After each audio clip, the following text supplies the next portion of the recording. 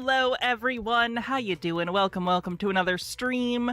Today's gonna be a pretty chill one. I don't have anything specific planned. I pulled up some stuff, of course, but I mostly just wanted to hang out today, watch whatever. You guys can recommend stuff. We're gonna look at my YouTube homepage and subscriptions, maybe do some TikTok conspiracy roulette. We're pretty much just gonna hang out and, chill today. That's about it. The reason is I'm going to hang out later with some friends of Baja's. So yeah, we're just hanging out, and in a little bit I gotta go, and then yeah. So we're just gonna chill. Anyway, I'm not gonna do all my calls to action. You know them. Like the stream, hype the stream, support the stream. You guys know. Anyway, with that out of the way. Did I see your text? No. Let me check real quick.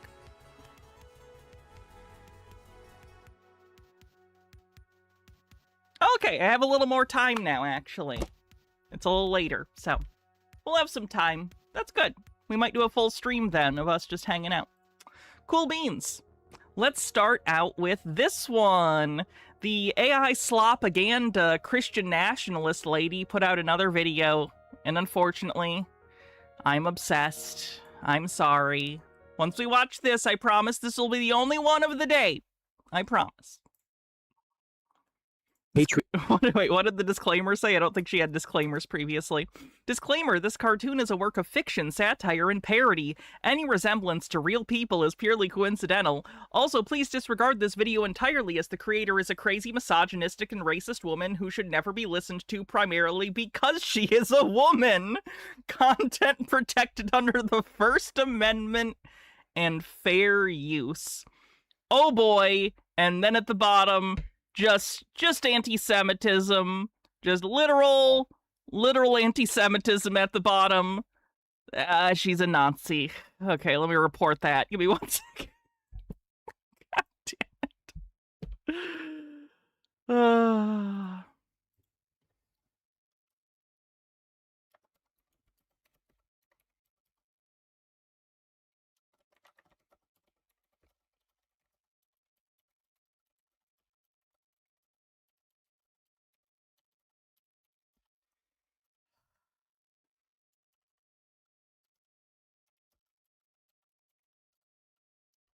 I feel like dealing with these people was easier in World War II.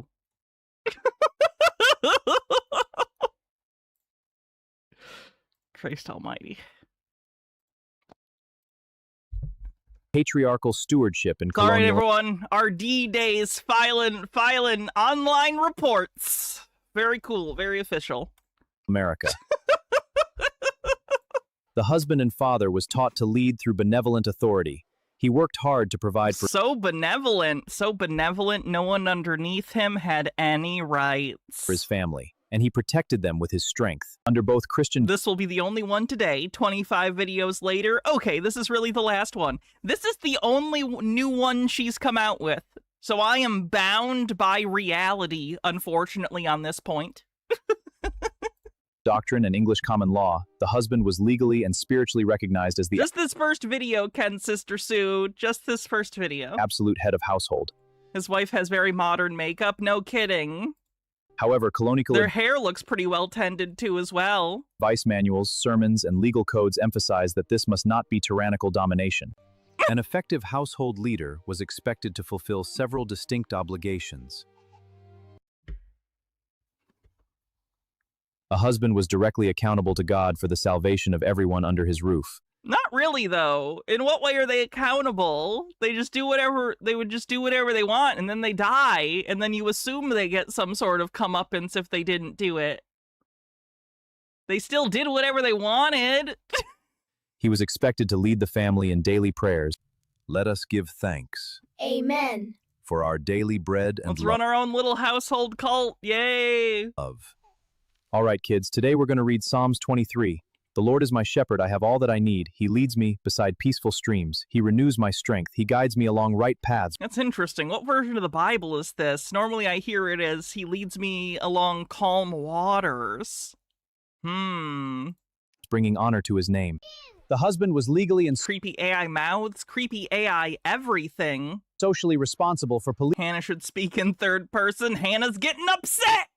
policing the behavior of his household. If anyone committed a moral infraction, the community blamed the husband for failing to maintain proper patriarchal order. This is the only AI slap video today, Christopher. Don't worry, I'm not going to subject you to this all day. Just this first one. Yes, Father.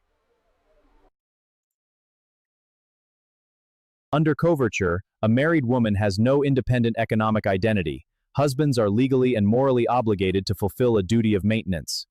He was expected to work continuously to provide food, clothing, shelter, and medical care relative to his social standings. Okay, so what about women that, like, don't want to be owned by a man or anyone, and they just, like, want to be a person and not have to fuck someone in order to receive food to live? Laziness or failure was viewed as a profound sin and a breach of the marriage contract. He held total control over his wife's property and wages. However, Can you recommend some Dahir Insat? Oh, is that the guy? Is that the engineering guy?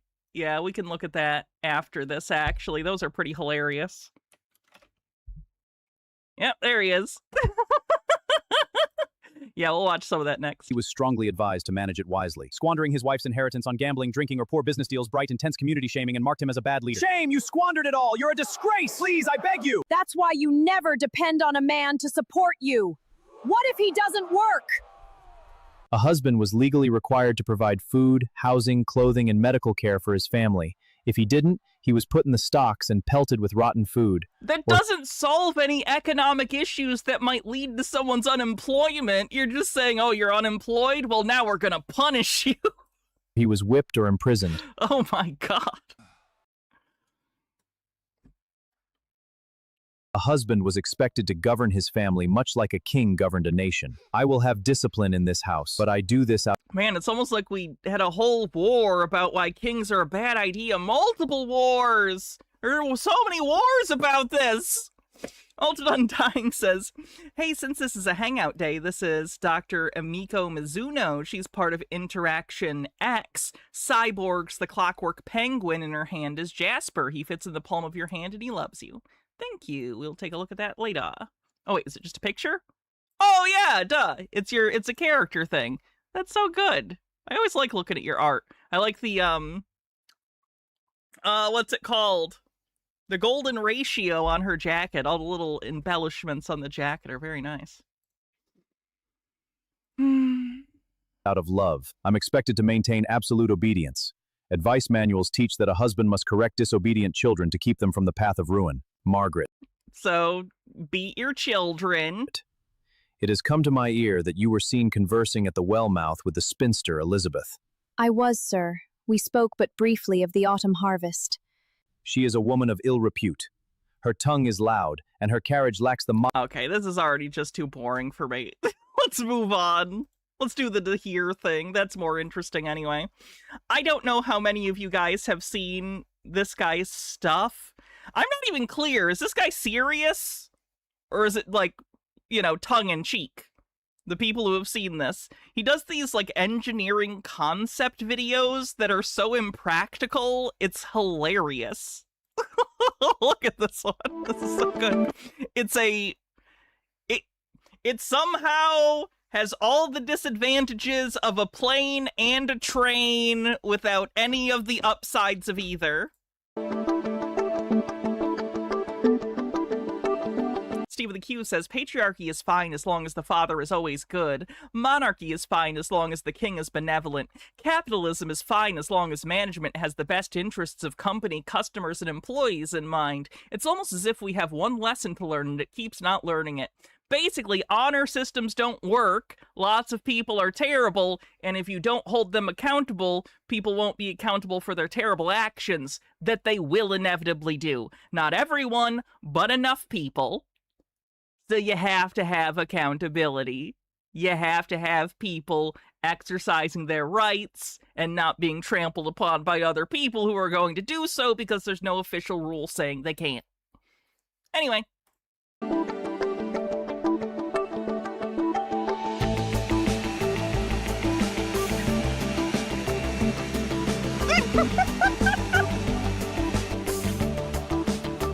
Why?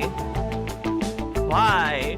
Like, at this point, just stick jet engines to the train. Why the wing? Why elevation at all?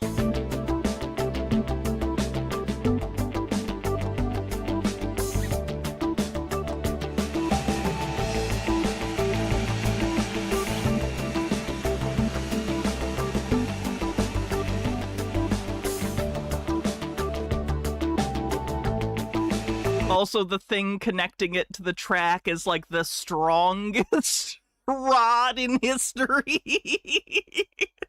Man, those connection points, real strong. I don't know how they connect them, but damn, they're made of unobtainium.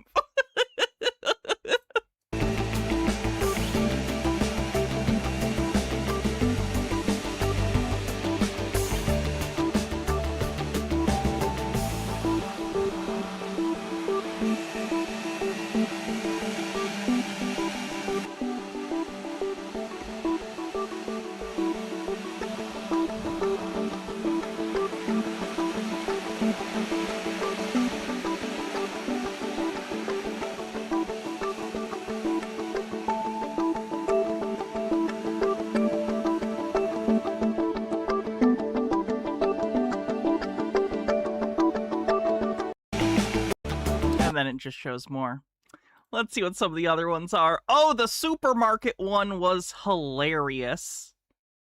Look at this is the guy isn't American, I don't think. But this is the most American idea in history. The inefficiency, the ridiculous inefficiency is so funny. I present to you the drive-through supermarket.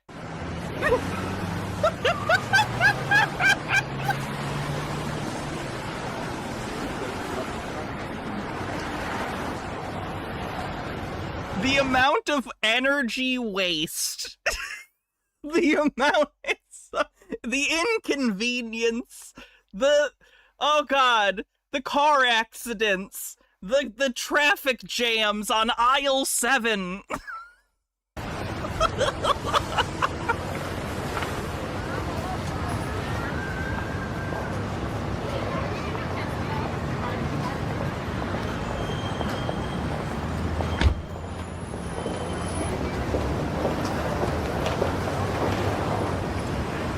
Look at that, and it's got a touchscreen too.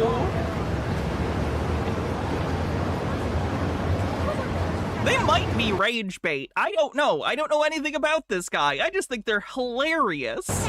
Intentional or not, it's hilarious.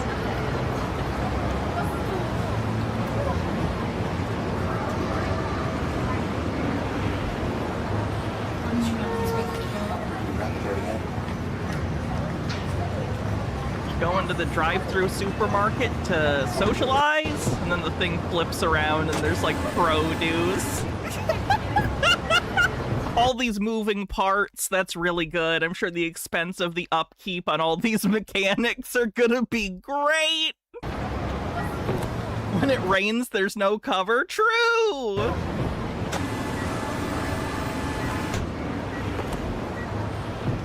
We have a better way to do this already, the Safeway app and parking in a particular spot at the store. That cracks me up too. Like, there are different ways if you want to organize grocery things different. Delivery or pickup is a thing. Why would you ever do this? Gotta start factoring in your grocery shopping to the amount of gas you use every week.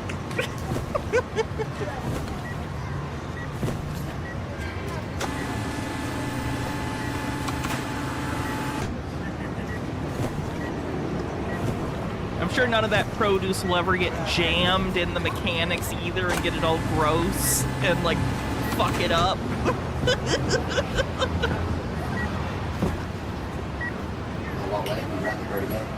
Terrible.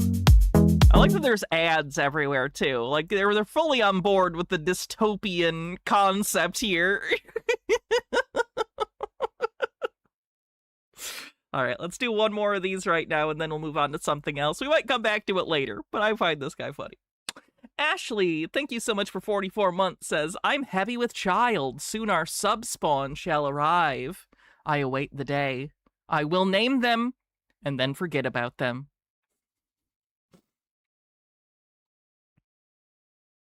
What else did we have?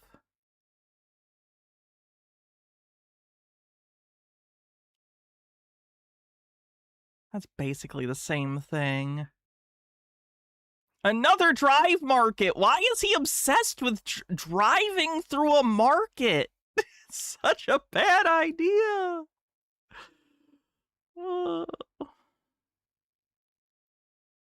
Underground delivery system. Is this just a series of pneumatic tubes? This already existed. Series of complex pneumatic tubes already has existed. We present Dahir and Shat's automated system for delivering parcels and packages. This system is intended for satellite towns that are planned or under construction, Okay. where all the buildings are connected into a single network by way of underground channels, allowing a package to be delivered quickly, easily, and safely to any apartment or office in the town. This guy's seen Brazil. This technology can be used to deliver goods and comestibles from shops and restaurants, to send clothes to be washed and ironed, and all. No, not suburbs. It's more of a city of the future concept. It's the same kind of thing that Walt Disney was tinkering around with when he was designing Epcot before it just turned into a subpar theme park. So to convey any other parcels of a personal character. The delivery process is fully automated, making it possible to reduce the quantity of manual labor employed and to dispense with a lot of paperwork. Before reaching the recipient, each package passes through a distribution center where it's logged, checked for dangerous substances, and then sent on to the final Who checks them for dangerous substances? addressee. That would require workers. Parcels can be sent from the resident's own apartment or office, or from the distribution center. Users wishing to send an item from the center have to hand in a special card giving the recipient's address and Wouldn't it just be cheaper to just have, like, mail people? Again, I don't feel like we're taking into account the cost of not only building the complex pneumatic tube and delivery system, but continually maintaining it in perpetuity. It's easier, cheaper, and has less chance of, like, problems if you just do mail like a normal civilization. You know what I mean? It gives you flexibility. Having a center where you can organize parcels and where they're going, and then sending people to areas depending on what is there that day is a much more flexible system that involves not as much upkeep, not as much expense, and grants you flexibility depending on what mail comes in any given day or week or whatever. This is a terrible idea. the delivery time. The package is then loaded into a container and sent by conveyor belt to the transport channel that leads to the recipient's home. Within each transport channel is a monorail on which transport cars carry the loaded containers. The system continuously tracks the condition of the cars, and if any fault arises, the affected car is replaced automatically. Again, yeah, what Each residential block in the moving pieces. town has its own underground. Someone's package gets stuck somewhere. All of a sudden, that whole line is jammed up, and you got to send people out to dig up the tube, to unclog it, to put it together, to rebury it. Channel, so the load's paths do not cross, and the risk of accidents or congestion is reduced to a minimum. A minimum. Not zero. Minimum.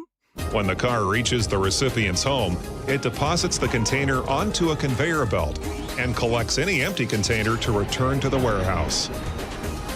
Okay, so since it's on the resident's property, is it going to be their responsibility to maintain the piece that's on their parcel, or is this all publicly funded, and if your personal one malfunctions, the city pays for it? Then the parcel is delivered. Because if my mailbox breaks, it's not like the state or the federal government buys me a new mailbox. It is my responsibility to have a mailbox. You know what I mean? Sorry, Phoenix, let me see.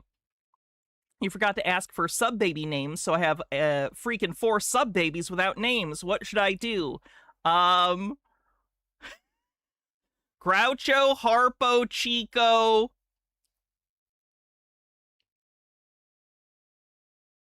What's the other one? Fuck. Wait.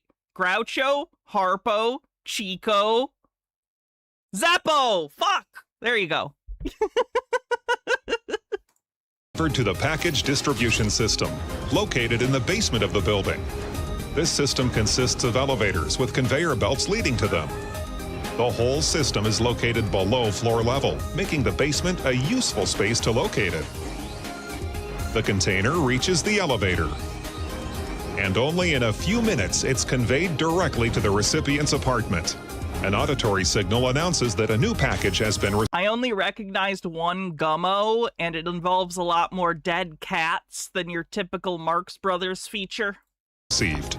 Now the recipient only needs to collect the parcel and send the empty container back down. Besides saving time when it comes to receiving and sending parcels, the automated delivery system makes it possible to take care of the elderly and people with disabilities at a distance. It all My God. Such horse shit. All right, let's see what's next.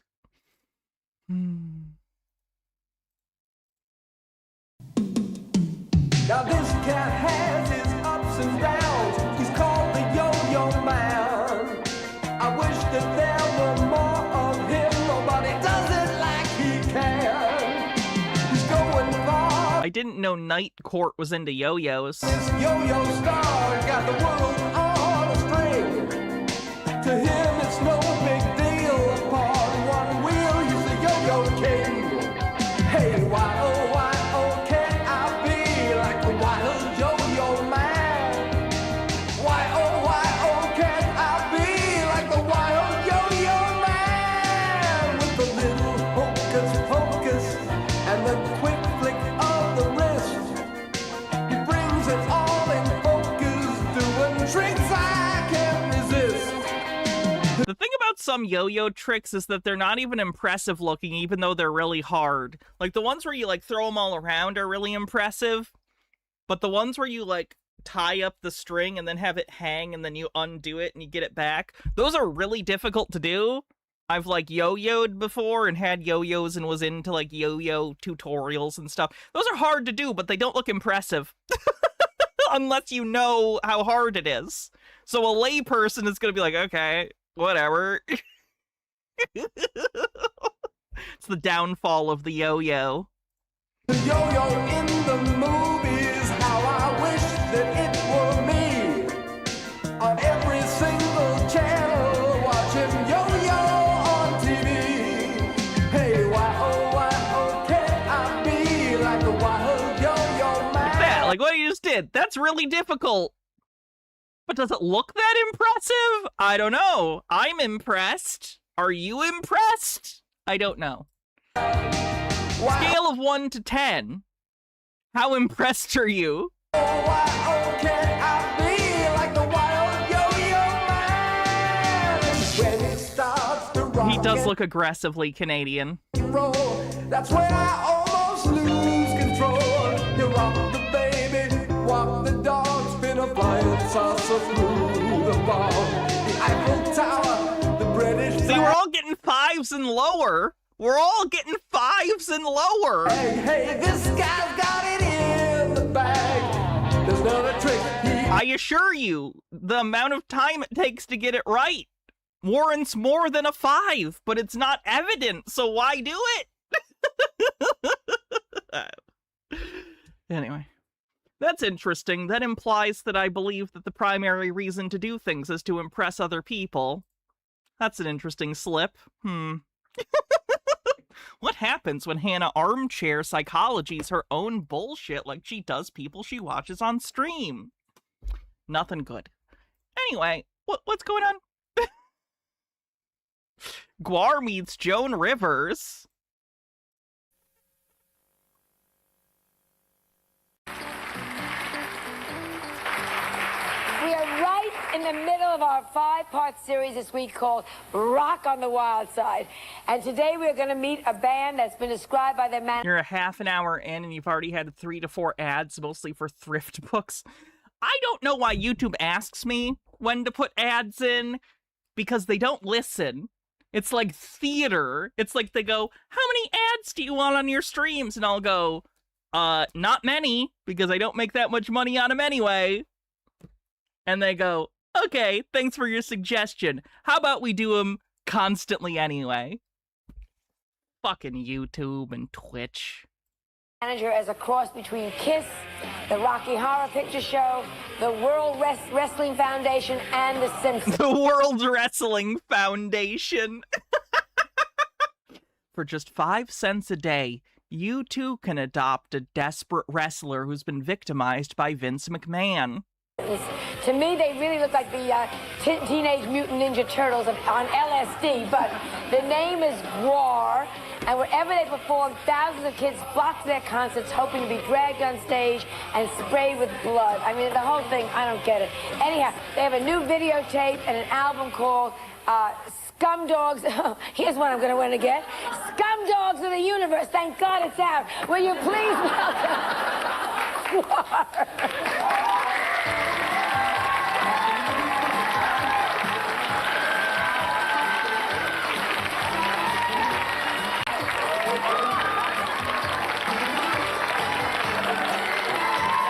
Oh, good. I'm glad people aren't being shitty to them. I thought this was going to be them making fun of GWAR. Because it's the 90s. It's like 1990. All right. Have a seat. Well, Miss Rivers, the first thing I would like to do GWAR did a cover of Pink Pony Club in the last year or two that was pretty good. here as Odorous Urungus, lead singer of GWAR, and my friend Beefcake the Mighty, we would like to heap lavish amounts of praise upon you. Let's hear it right now. A little cheer for the star. Hip, hip, hooray! Hooray! Hip, hip, hooray! Let's give her a hand. Here you go. Don't you like it? I took it off. I'm going to make it into a lamp. Let me ask you, what is going on in your concert? Phoenix, he's in GWAR. He's allowed to show off. That you throw blood out of the audience, right? You throw dismembered limbs in theory, right? This all goes on during the concerts, right? Yes. What is your philosophy behind all this? Well, basically, we Also, he's pretty clearly wearing props that make it hard to close his legs. view the human race as scum. We are indeed from Costume, I should say. another planet, you know, and human beings we see as food, dogs so much, to be destroyed on stage, en masse. Right. They do not dislike this, rather they throw themselves gleefully into the jaws of death. Yes, That's right. It's sort of a microcosm of the entire human condition, if you will. I'm not really a GWAR fan. Are they normally this tongue-in-cheek about their whole thing? I assumed that they'd be like Slipknot, where they're like, "Grah," they like take it really seriously. Maybe that's my just impression of Slipknot, and I'm incorrect about that too. I don't know. Not a big music person. But they seem to be very tongue-in-cheek. They line up What to the hell die. you talking about? Let me...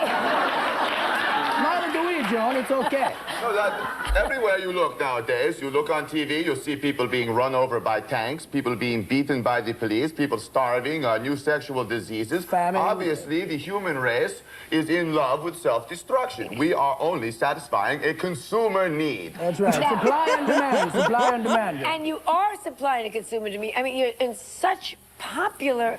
Suddenly you're becoming huge. What about children coming to your shows? You throw blood into not real. Just a peach says, their bar in Richmond, Virginia is nice and has great food. I didn't know they had a bar. Blood, I hope.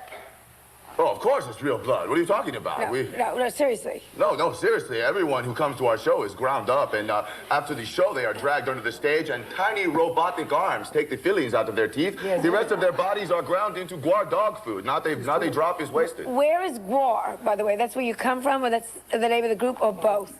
No, the place where we come from. Well, Beefcake, what planet are you from again? Well, I'm from the planet cholesterol. It's I am from the planet Scumdogia, in the center of the universe, far past Uranus. Now, Yes. we were banished. Probably don't do that, Phoenix. That would make me feel real bad. To the human. We were banished banished to this insignificant mudball planet Earth It's making me sick, this planet. because we were eating too many chili cheese burritos and generally making a mess of things. So we were banished here to serve Grilling. eternal penance until the day that we were recalled to the stars to do whatever, you know, happens But it's then. not much of a prison because obviously on this planet we can defy gravity and we're having fun, you know, Yes, we can blow on our thumbs and grow to 300 feet in the air. and hang on the Empire State Building. You probably have already done that on Sally Jesse, but Take that, Sally Jesse Raphael, you bitch. That razor-sharp wit of yours, Joe. For those that don't know, that was another talk show that was on the air at the same time. let me ask you. How was the show? The burlesque show, we didn't end up doing that for scheduling reasons, but we hung out and did other stuff, so we unfortunately didn't get to see that. What do you worry about? Do you worry about music at all?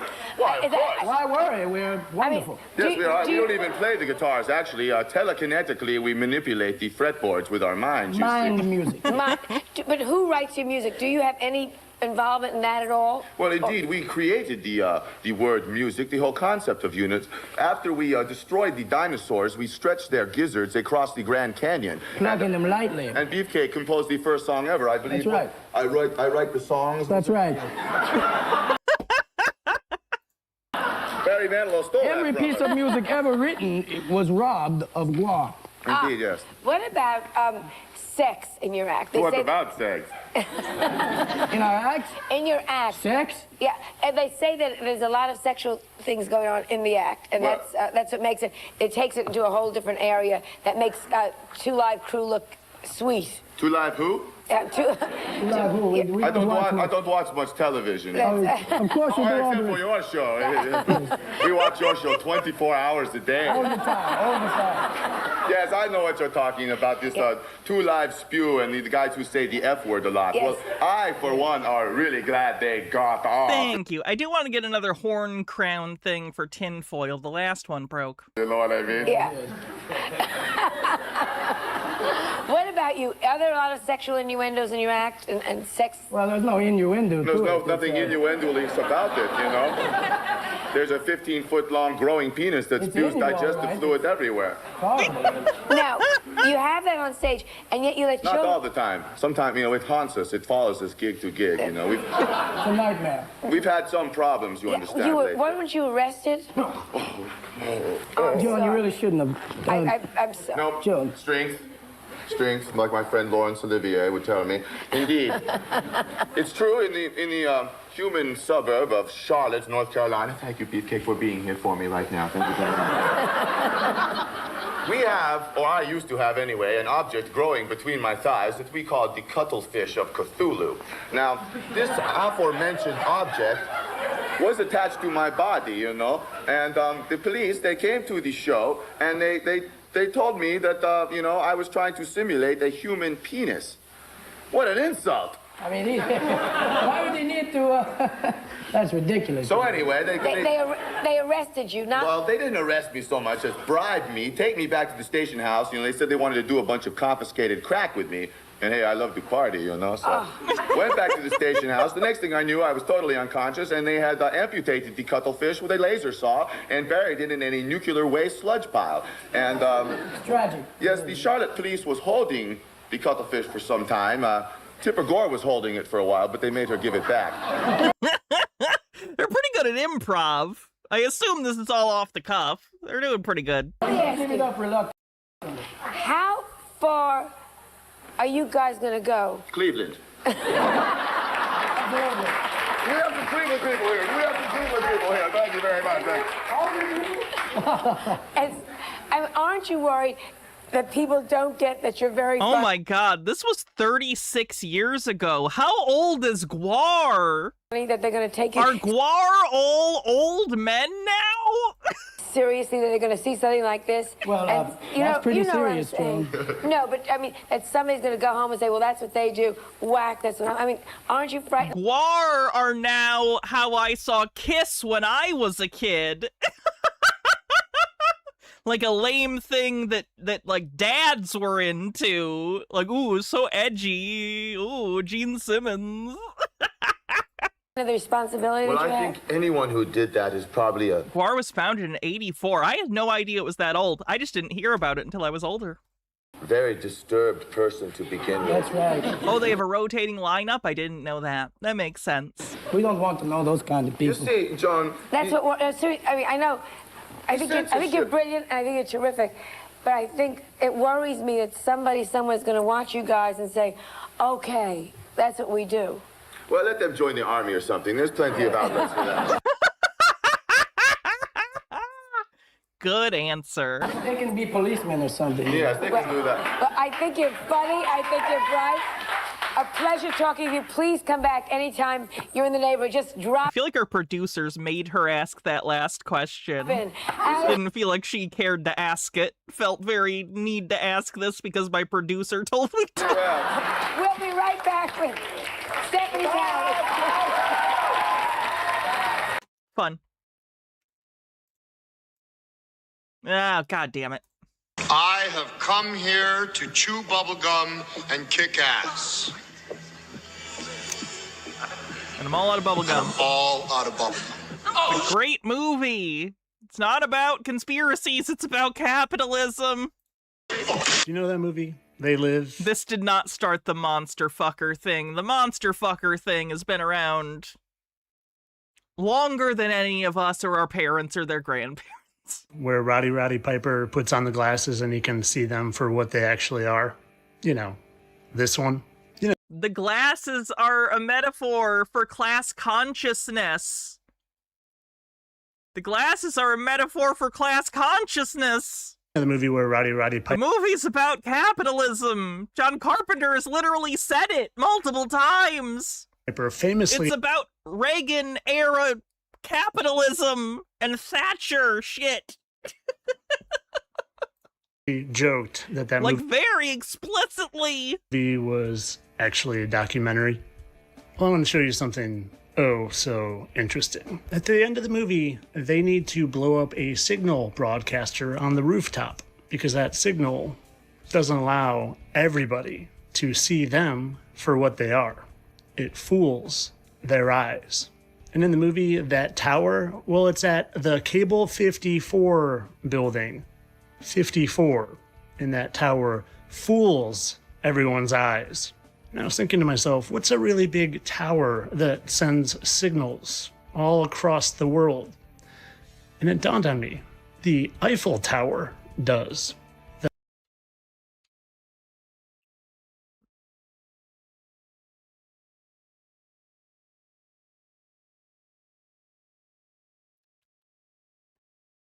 The Eiffel Tower, or Eiffel Tower. That's not the etymology of Eiffel. And you know how they always tell us the truth in plain sight? Well, their tower in the movie was at Cable Building 54. It's literally just a satellite dish on the roof, because it's a news station. It's a news station broadcasting. And you know that the Eiffel Tower just happens to have a 54-degree slope. Yeah, I always name things after the degree of slope that something I'm referencing is, or has. What? four metallic legs of the tower start at an angle of 54 degrees. What an interesting and specific number. Well, have you ever seen the video I've done on how there's something called a mimic octopus or a shape-shifting octopus that can look like 10 different fish, a jellyfish, a snake, and even change its colors and look exactly like a rock? Yeah, they're very cool. You know what it can't do, though? It can't shift its scars and blemishes away. But we'll get I don't know if you know this, human beings aren't octopi. back to that. Because first I want to show you this video I've done on Elvis, where he appears to shapeshift. His eyes bug out, his hands start disappearing, and well, this guy back here, you'll see. Probably, yep, doesn't understand cameras on the bingo card, doesn't understand how cameras work. He does look like the kid at the end of the Goosebumps episode, The Night of the Living Dummy 2. Night of the Living Dummy 2 ending. Where is it? The kid's got bug eyes. The kid's got fucked up eyes. Hold on. There's got to be a YouTube about it. There's the full episode. I'll just zoom to the end. Dun, dun, dun, dun, dun. I didn't know these were all on YouTube. Thank you, Scholastic. I appreciate you. Wait, no. Okay, it's that. Which one? Oh, Bride of the Living Dummy. Sorry. I got my living dummies mixed up. Here he is. Harrison? Sorry, folks. Harrison doesn't live here anymore.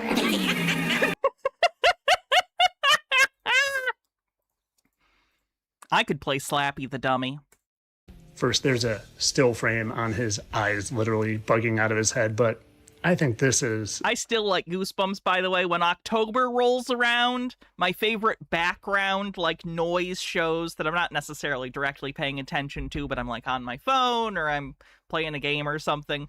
My background noise for October is often Goosebumps episodes or Are You Afraid of the Dark episodes from the 90s. So nostalgic.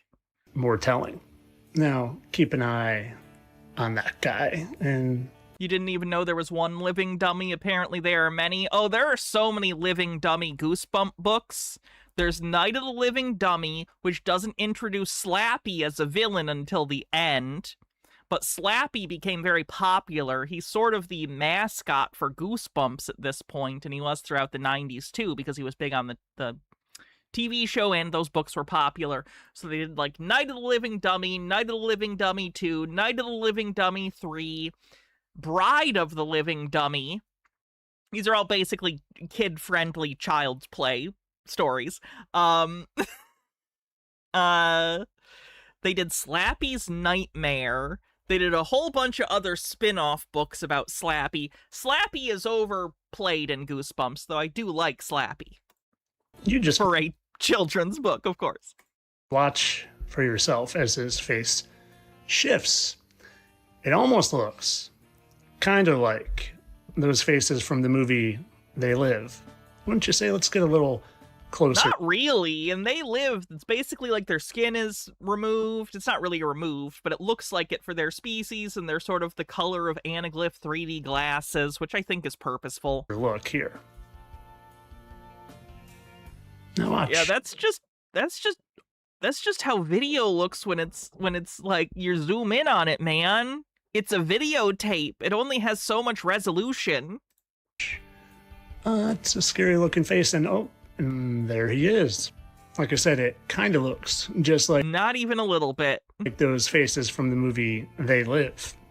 And you want to see something else interesting? Who is this shape-shifting here in front of him? They're not Elvis? shape-shifting. Do you know that the original Statue of Liberty face looks just like Elvis?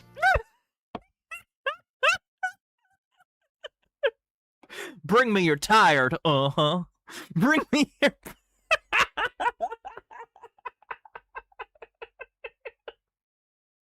Sorry. And what did that guy do? He shape-shifted?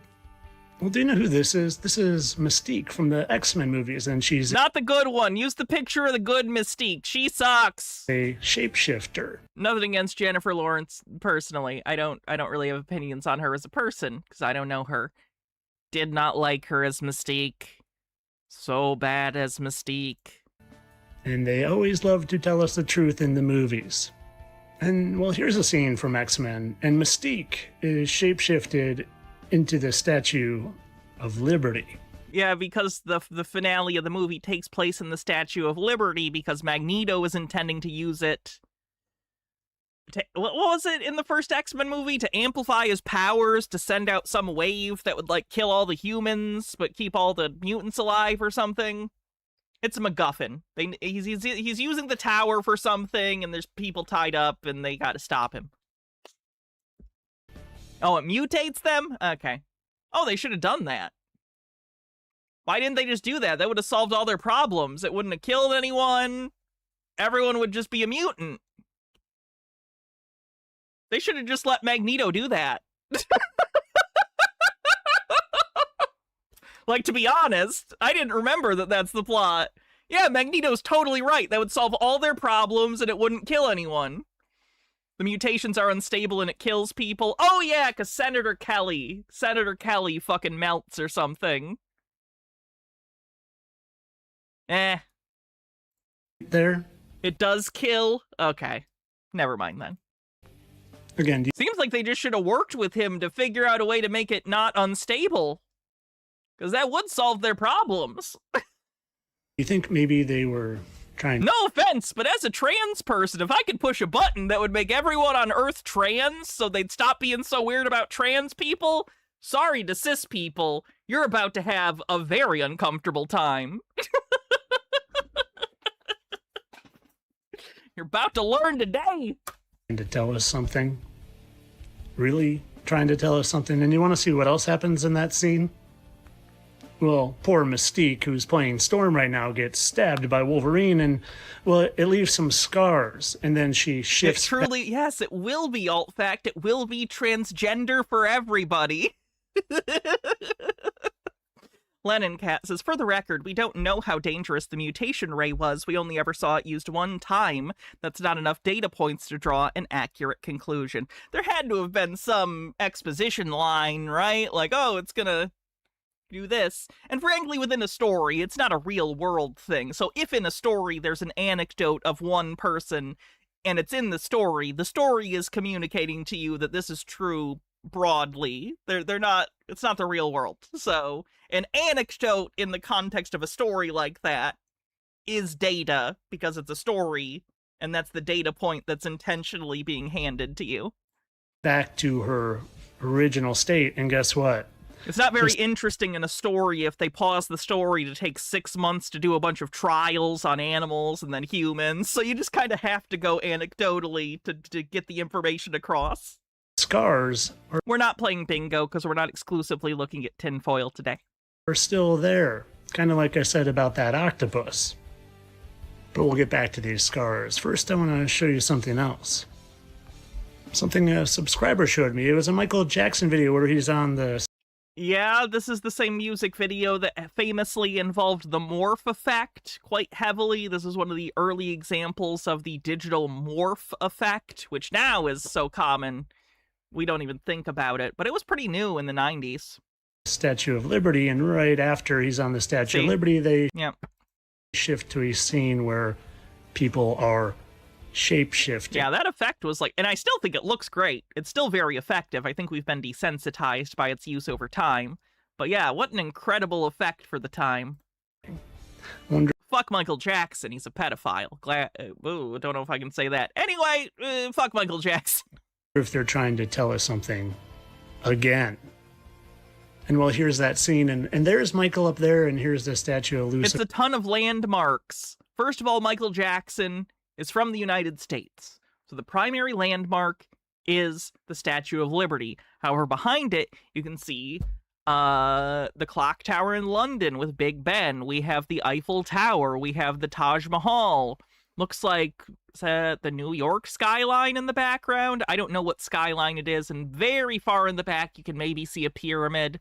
The idea is this song is all about bringing people together, and we're all human, and we should all work together to make the world a better place. Take a look at yourself and then make a change.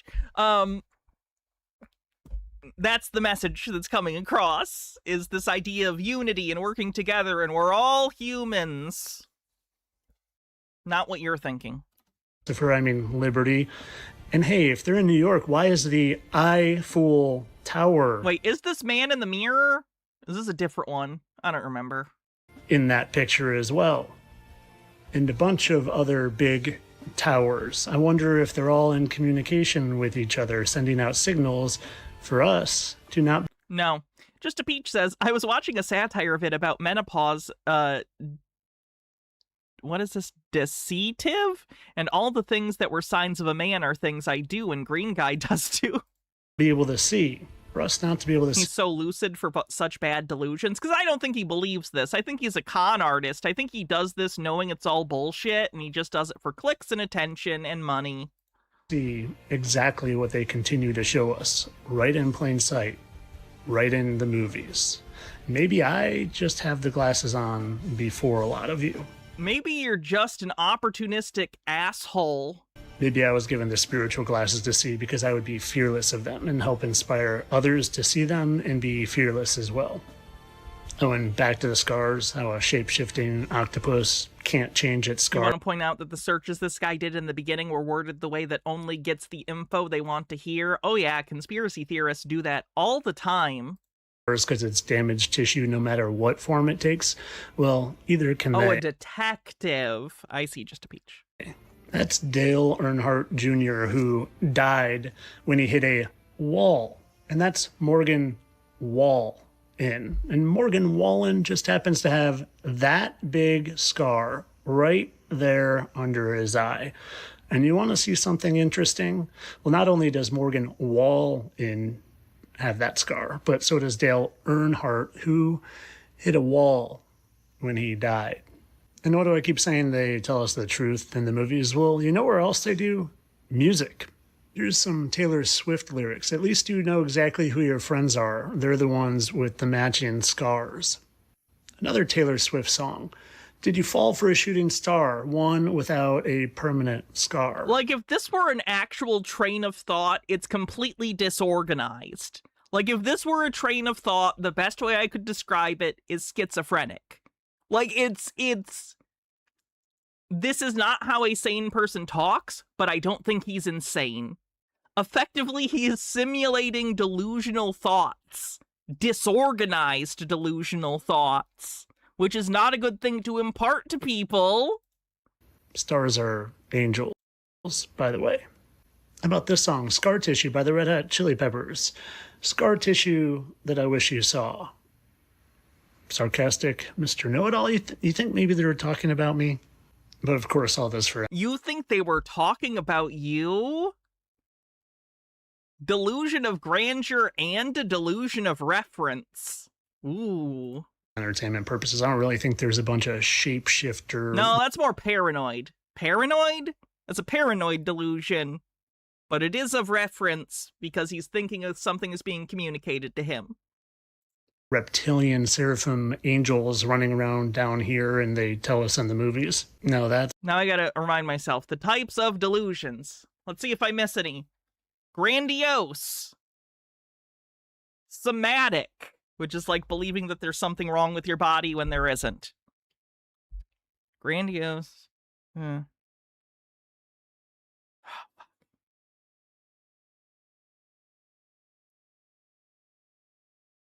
Paranoid. Not paranoid. What's the word I'm thinking of? Wow, I'm really fucking up today. AI psychosis is not a kind of delusion. That's ridiculous. Persecutory! That's the word. I'm a satire. There's more than that, too. No, malignant is a descriptor for narcissism. Malignant is a type of narcissist. Jealous delusion, that is one, thank you. For instance, thinking that you are, that your partner is cheating on you or something. And psycho, what's it called? Like psycho-romantic or something? Something along the lines of you believe you're in love with someone. Alted Undying says, so this is Indigo Styles. She's a void engineer, which makes her part of the super science NASA. She has a space laser. Space lasers are cool. Very nice, like the purple hair. I don't really care about liberating Erotomania! humanity and helping them all put their glasses on. And reference delusion, which is thinking that someone is sending messages to you. You're getting messages from someone. Entertainment only, my friends. And bizarre is a category of delusion, but it's kind of outside of the categories I'm listing right now. Any of the delusions I listed could be bizarre or non-bizarre. A bizarre delusion is something that is impossible. A non-bizarre delusion might be something that is improbable, but not impossible. So a bizarre delusion is, I believe that my soul has been stolen by a dragon that comes to me in the middle of the night when I sleep. That's a bizarre delusion because it's literally impossible. You have to have a profound break from reality in the first place to even have this delusion. A non-bizarre delusion is something that conceivably could exist in real life but is not true. So a non-bizarre delusion might be something like, I think that the CIA is following me. Now, is the CIA following you? Unlikely, but it is theoretically possible. The CIA exists. It does tail people. So it is a non-bizarre delusion. It's still a delusion, but it is in the realm of physical possibility.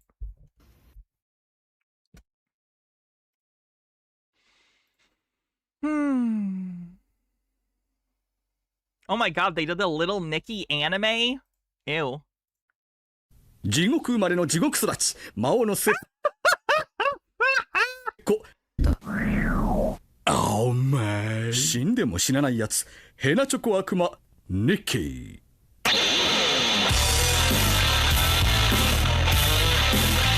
What? でもおもみしましょう Adam Sandler is an anime character. Yay! お前の探しとるレコードはこの道をまっすぐ行った店にほんま大丈夫かいな No, it wasn't Dracula. It's like a demon that the devil put tits on their head. It's an Adam Sandler movie. Nintendo showing off Pokemon at E3 1998. Old E3 footage is so good. Have I seen the Supernatural anime? I have not. $9.95, this is going to be a hit of all hits, we're certain, in households throughout the world this Christmas.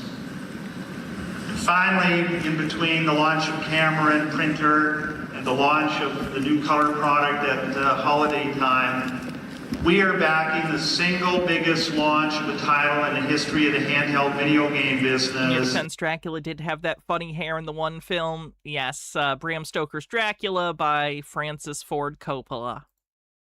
With the world-renowned I like that movie. Pokemon. It's not perfect, but I like a lot of that movie. They use so many practical effects in that movie. It's wonderful. Wonderful. Sorry, Max, I think I did. Let me find your bits. Where was that? Wow. You sure they went? I don't see them anywhere. I don't even see any other posts by you. Unless I'm missing it. Am I missing it? I did miss this one. Lennon Cat says in psychology it's called loose association, where you connect completely unrelated concepts, like saying school has been good. My teacher doesn't like the color blue. Blue is the color of winter. Winter is when you get sick a lot. I don't want to get sick. Thank you. Loose association. Loose association. Loose association. Could you post what you said again, Max Power? I can't find it. Series coming to the Americas and Europe in September. Oh, I found the text. Says, hi Hannah, here's a little cleanse tribute Sam Neill annoying a cat. If you can post the link. I know that many of you have... Sorry for this. Oh. Wakey, wakey, sunshine. Sammy? Oh, Don't do that, please. Don't call me Sammy. So, where are we? We still got another 500 clicks till we get to Missouri. Missouri? I thought we were headed north. Are you gonna tell me, or do I have to guess? Did Dad call? No, haven't heard from him yet, but check this out. Front killing in 6 months. Pain. Right, and here's the Sam Neill clip. This is Boo, the cat that hates me. See what I mean? Because I do things like...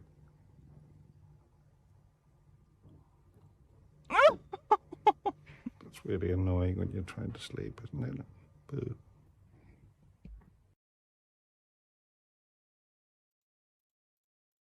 Have followed the news of this phenomenal product over its past 18 months, and many of you are just starting to hear about it. And I thought the best way to really bring all of you up to date on what Pokemon is all about is to share this little video with you. So have a look. Oh, is this the first Pokemon? This is the first time they're showing the first Pokemon in America. It all began 2 years ago with a video game for Nintendo's Game Boy that sold a staggering 8 million units to boys and girls alike. A game featuring not one, but over 150 compelling Pokemon characters. But it doesn't end there. Pokemon 151. Pokemon, more the better. There's a Pokemon TV show, an engaging, involving cartoon that's the #1 rated kids show in Japan.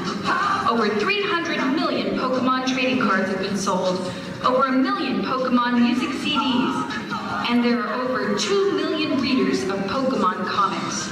There are more than 1,000 individual Pokemon products, from keychains, figurines, stamps, and snack food, to the #1 selling plush toy in Japan, the lovable Pikachu, whose electrifying TV personality caused some initial shockwaves, but who now has been tamed for the tube. Are red and green considered opposites in Japanese culture instead of in America where it's red and blue? Is that the reason that it's red and blue in America and red and green in Japan? Sale for kids everywhere. In fact, one need only look to that extraordinarily creative cartoon show to understand Pokemon's underlying appeal to children of all ages. I want to be the very... Red and green are opposites in color theory? Then why did they do red and blue in the States, is what I'm saying, I guess. Like, why? Best. A young boy dreams of becoming the best Pokemon trainer in the world. But first... Oh, that's interesting. They're playing the theme song, but I don't think it's the theme song that makes the final cut of the show. I think it's an earlier cut of the song. That's interesting. Learn the ways of the mysterious Pokemon. Capture and train 100... No, it's not a politics thing. The red and blue for Democrats and Republicans wasn't set in stone until quite recently in history. 150 of the elusive creatures. Not easy, since each has... In fact, globally, red usually means the left-leaning party. We're quite weird in the United States. Widely differing powers and abilities.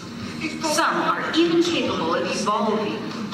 So every encounter is like a rock, paper, scissors battle of shifting superiority, always demanding his best strategies, if he is to become a Pokemon master and reach his ultimate goal. Show James with tits. The collecting of all 150 varieties of Pokemon.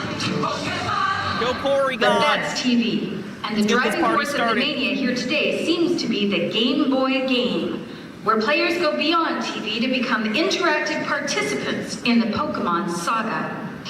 According to highly blazed Pokemon sources... Well, I don't think it's a color. I did not assume it was a color theory thing initially. I assumed it was cultural. And the Game Boy game shares storylines. But the Nintendo game offers compelling and unique play value for potential Pokemon masters. For example, reports indicate that players cannot amass all 150 Pokemon without trading them among friends. Likewise, certain Pokemon may never evolve without a link to a second Game Boy game. Thus, cooperation, not combat, is the key to completing a Pokemon collection, and offers perhaps the greatest insight into the social phenomenon and to the Game Boy game's broad-based appeal. That and the downright cuteness. Still, combat is the word that comes closest to describing the scene here in Japan, as millions jockey to be the next in line to collect the latest item of hotter-than-hot Pokemon merchandise. Porygon gave kids seizures? That's actually not true. That's actually not true. The scene that induced photosensitive, like, epileptic seizures for kids in Japan, it was Pikachu. The shot that did it was of Pikachu doing a lightning thing, but Pokemon went out of their way to blame Porygon and get that out there because they can shelve Porygon for a while. They cannot shelve Pikachu because it is the mascot of the franchise. It was the Porygon episode, but it was not Porygon that did that. It was Pikachu. Ugh. It is best summed up by For those that don't know, there was an episode of Pokemon that aired in Japan that the specific pattern of flashing of the animation caused an outbreak of epileptic seizures in children across Japan. Jimbo with a 10-stream streak says, Hannah, streams are like Pokemon. Gotta catch them all. Pokemon slogan. What has become a rallying cry for millions. Catch them. Let's see. Ashley says, according to Reddit, Red and Green were the first Pokemon games released in Japan. Later, Game Freak released the blue version in Japan as an update. It had enhanced graphics and game engine and a modified script. It also had missing Pokemon that had to be traded from Red and Green. This made it the first third version in the series, years before Emerald codified how we think about it.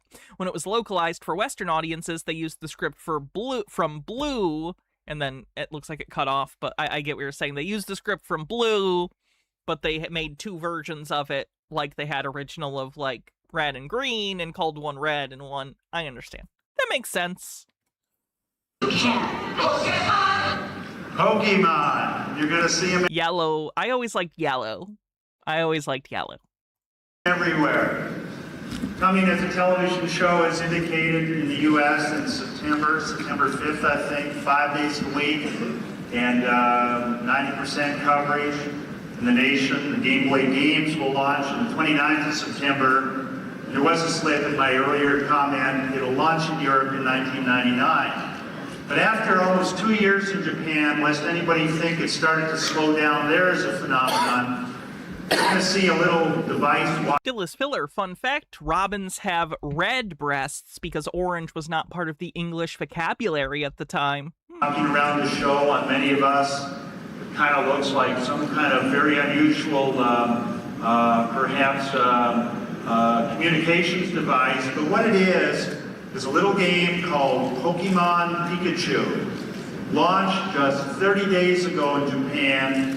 This combination virtual pet, pedometer, it's like a Tamagotchi, mini game, alarm clock, has gone on sale in Japan and in 30 days sold just over 2.5 million pieces, with another 700,000 coming out of production right now and being rushed to retail shelves everywhere. This, you'll see at the show. It'll be available in the U.S. and Canada at the start of November. A phenomenal product. So Pokemon, the printer, the camera, the launch of the colored product, truly going to be the biggest Game Boy year in its 10-year history. An unbelievable It sucked. A Tamagotchi sucked. I can't believe it. Phenomenon in an industry I've never been a fan of Tamagotchis or virtual pets. That's preoccupied. Except my Nintendogs, but that's different. With the next technology and 128 bits. Well, here it is, 1989, still roaring in 1999. But as usual in Nintendo fashion, that ain't all. And as usual, we save the best. We don't get to hear what's best, apparently. What a shame.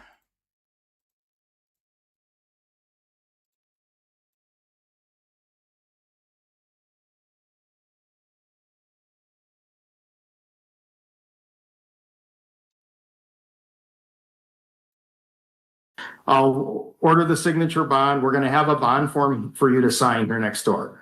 And do yourself a favor. If you want to be released, sign the bond form. Don't put rights reservations clauses on it or UCC codes or any of that kind of stuff. If you do, the jail's not going to release you. It doesn't make any sense. Don't do it. Just don't play that game. Good luck to you.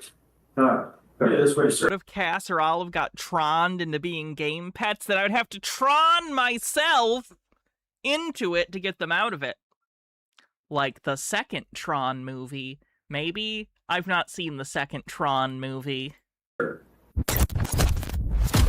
That seems maybe the premise. I think Jeff Bridges is in the Tron. I know Tron was the villain. I know Tron was the villain of the first.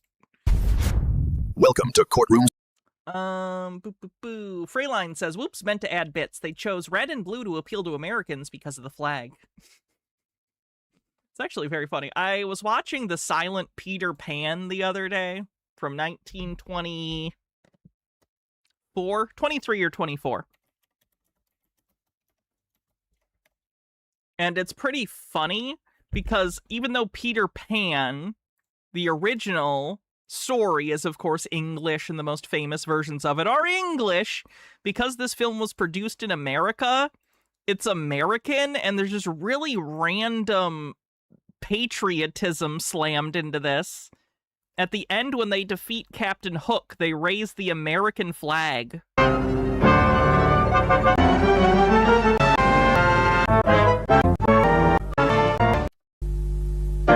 Watch this.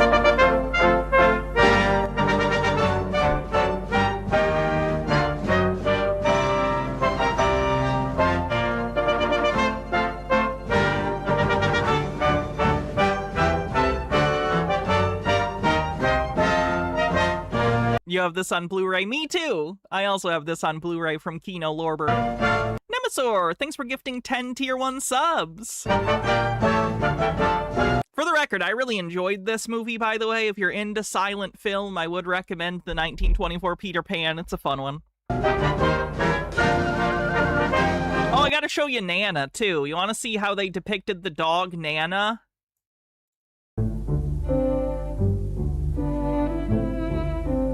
This is public domain, by the way. 25 more subs to the sub goal. We're getting close.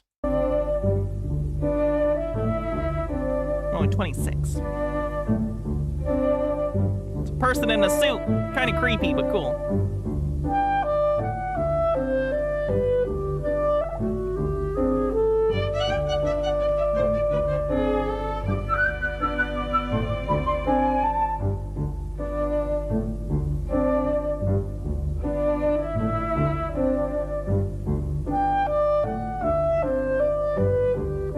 Anyway, it is a fun movie. The Tinkerbell effects are actually pretty good for the time, too. The movie was celebrated when it came out for its visual effects, which are pretty good.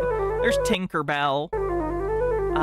It's basically just lights dangling on a fishing line, but for the time it works pretty good, and in conjunction with the insert shots they do, where it's a full-sized actress, and they just build, like, big furniture to make Tinkerbell look tiny. It's a pretty good effect. Your brain falls for it, more or less. So, anyway, enough of me talking about movies. Secrets. Captain Taylor? Is this the first fursuit you think? Probably not. I made the same joke when I was watching it. I was thinking, like, what if this person was a furry, but didn't just have the language to express that at the time?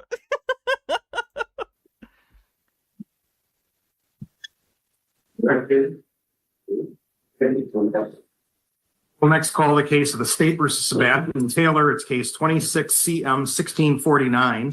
Also, thinking about it, humans have built masks and, like, ceremonial masks and stuff depicting themselves as animalistic or traits with animals for a long time.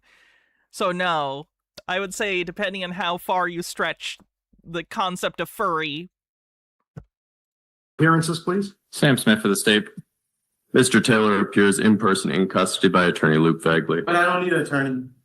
Okay. Well, you're not required to have him, but Thank you. he's... You want my help? No, I don't. No? Are you sure? No. Okay. Well, let's I'm a talk. secured party creditor. So I don't speak sovereign, so... Not sovereign. I don't speak sovereign. Pretty good. Okay. Well, you're welcome to have Mr. Vagley help you here today or not. It's up to you. I have a question. You're in the third lane, right here. There's 3 lanes. There's the bus lane. The red one, you know, everybody has that. Mr. Taylor, Are you arguing right now? Wait, what? Is this the arraignment? You're trying to argue your case?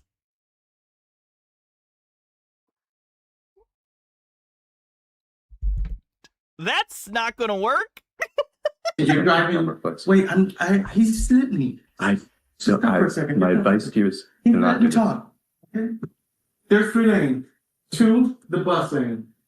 Kelly's Market's right there. I'm going to Kelly's Market. Oh my god, and he's just remain silent. I gotta cross over that lane to get there. How do you not do that? Well, I don't know. Okay, so you're not even saying you didn't do it. You're saying, I had to do it, Judge. I had to do it. All right, so is that a guilty plea? What are we doing? No, and I don't know what that has to do with the case just yet because I didn't get quite that far. Okay. But let's just make sure that Mr. Taylor has a copy of the complaint. Looks like he's holding that in his hand. Mr. Taylor, is the address on Luann Lane the best one to use for you for mail? Yes. Okay, great. Thank you. So I should just find out, do we know whether he would qualify for a public defender if he wanted it? I have no information on that. Okay. So he's here and he'll help you today if you want that. If you want to represent yourself, that's your right. I have no problems with that. Mr. Taylor, I'm happy to help you if you want to represent yourself. I know that you guys just get people into more in time, and I didn't do anything wrong here, so I feel that I can help myself. Okay. Well, Oh, you fool. You absolute fool. I mean, I'm not going to try to talk you in. Do you think you didn't do anything wrong, or do you think you didn't do anything illegal? Because those are two different things. You might not think what you did was wrong, but what you did may still be illegal. Into or out of anything, but a person who's innocent Like is... if you, for instance, if 10, 20 years ago I was here in Michigan and I'd got caught with weed when it was still illegal, I would think I hadn't done anything wrong, but I would have done something illegal and would still have to engage in the process that comes from that, whether I like it or not. probably a person who even more needs a lawyer to help represent their interests in a lot of ways. But we'll sort through that. If at some point Slavery was legal, still is legal if you're a prisoner. you change your mind, he'll be here. And you always are free to hire a lawyer later on or get in touch with the public defender's office. Not a problem. State of a position regarding bail on this? Signature bond and the standard conditions. Thanks for the bits. It's resisting? Yes. I feel that it should be thrown out. Okay. And is that a motion to dismiss the complaint? And if so, what are the grounds? I had to go to Kelly's Market now. It's all standard from... Again, he's trying to talk this out like it's a disagreement between two people, and you just gotta hash it out. This is court. There's a formal procedure, and it exists for a reason. You cannot just convince the judge right now, person to person, hey, I just don't think I should have consequences for this. You need to be arraigned, you need to be informed of the charges, you need to go through the process of discovery so you can get the evidence that they have against you if you're interested in that, so you know what you're arguing against, because the burden of proof is on the prosecution. They are going to make claims against you that you need to defend against, or at least try to. The burden, of course, is theirs, but it would help your case if you made an argument trying to undercut what they are saying or demonstrate that the narrative that they are saying, given the facts at hand, that it is wrong. You can't just go up there unilaterally and be like, Judge, I didn't do it. It's not how this works. You cannot systematize that. Me crossing that bus thing or whatever. But how am I supposed to get there if I don't go over it? It's right there. I'm in these lanes, but it's right there. I gotta go over that to get to Kelly's Market. Okay. And I felt that the officer was a little hot-headed. He was kind of nice at the end, but it didn't have to go on like that. All right. And I suppose both parties have access to the complaint. The complaint suggests that he was originally pulled over for driving in a restricted lane and for speeding. So I get why that's sort of... And he didn't cite me for speeding either, so... Great. Again, we're just arguing. Why is he allowing this? He should be like, no, sir, this is the arraignment. We're doing your arraignment today. Argument is for a completely different place in the trial. This is not the place to make argument. Okay, but what's... If you have motions, feel free to file them. And the complaint is what's alleged to have happened after all that, but state of anything more it wants to add regarding bail? Not regarding bail. If you need me to respond to if there's a formal probable cause challenge to the complaint, I'm happy to respond, but nothing more to add in regards to bail. Okay. And Mr. Taylor, did you want to add anything regarding either bail or your request that the complaint be dismissed? I just request us dismissed. I guess she was a little hot-headed, and I guess I was too, but how am I supposed to get over to Kelly's Market through that bus thing? Okay, you cannot argue effectively by asking that question, because you're not really using legal argument or precedent. You're just saying, sure, it's illegal, but I gotta do it. I think I gotta do it. That's not a defense. That's an admission of guilt. You were admitting that you've done this. Can somebody tell me that? If this is just a bench trial, it's basically over. Whether he realizes it or not. There's 2 lanes, the bus. I'm going that way to Kelly's Market. Is there another way I'm supposed to do it? Honestly. Well, so for today's purposes, I'm more concerned about what's alleged to have happened after you were stopped. And I don't want you to necessarily say anything about that because I don't want you to say something that could get used against you later on. I know, but that wouldn't happen if I didn't cross over that. How can we not look at that either? I don't understand. Okay. It's probably why a lawyer would be helpful, since you don't understand. A lawyer does understand, and they can operate throughout this system with the knowledge that they've gained throughout their career. And is there anything about either your background or your ties to the community or anything like that that would support my allowing you to be released on a signature bond? I'm a nice guy. Oh, this is a bond hearing for this separate thing? I'm good with everybody. No, I guguess it's an arraignment and they often do bond. Okay. Appreciate that. Yeah. Thank you for that. And I'm not a bad guy. No one said you're a bad guy. All right. And, see, that's all the time with body cam and court videos. People get so insecure about being in court or arrested. They're like, I'm not a bad person. Do you assume everyone who's ever been arrested or on trial is a bad person? I think you're telling on yourself.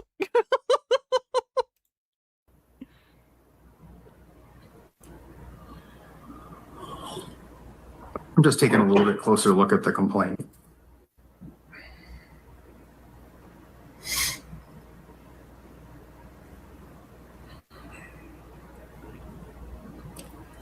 And honestly, if that happened again, I don't know what to do unless you tell me what to do on that. But not supposed to turn to get to Kelly's Market over the bus then? I mean, it's right there. That's why I say it should be thrown out. This is peddling and a waste of the state's money and time. Mr. Taylor. Okay, so, and the state's still supportive of a signature bond? Hold on, there's a watermark here I think they're trying to hide. Is this Team Skeptic? I want to make sure I give credit. What watermark is that? There's a lot of channels these days that just steal other people's videos and don't give any credit, and they try and hide the watermark, and this annoys me. Certainly you guys know that I pull videos from other creators sometimes, like Team Skeptic. But when I do that, I make it very clear, hey, this is the source of this video, and you should check them out and support them. Annoys me when people try to hide where their sources are coming from. What is that? If anyone can read that, let me know, because I can't, but... It's backwards, too. It's mirrored. It's really faint. Yep. The DSA does recommend a signature bond. It says he doesn't have any prior failures to appear in the last couple Cite your sources, people. of years. So that's to his credit. Well, I'm going to order a signature bond. I go along with the joint request on that. Mr. Taylor, I think the state did you a solid on that. Because I'm not sure I would have set a signature bond in this case if the state hadn't asked for it. This is all of the stuff that happens during the stop is pretty concerning from a bail perspective and an appearance perspective. Whether you're right or wrong about the reasons he got stopped, that's not an issue that's in front of us here. If you got some kind of traffic ticket for that. The second word looks like fiction. It does. It does. You have the right to contest that, of course. In court is where you contest that stuff, not on the side of the road here. But I'll give it a shot. I hope it works. You know, you don't have a bad history of making court. You said you're a nice guy. I'll take you in, at your word on that. I'll order the signature bond. We're going to have a bond form for you to sign here next door. And do yourself a favor. If you want to be released, sign the bond form. Don't put rights reservations clauses on it or UCC codes or any of that kind of stuff. If you do, the jail's not going to release you. It doesn't make any sense. Don't do it.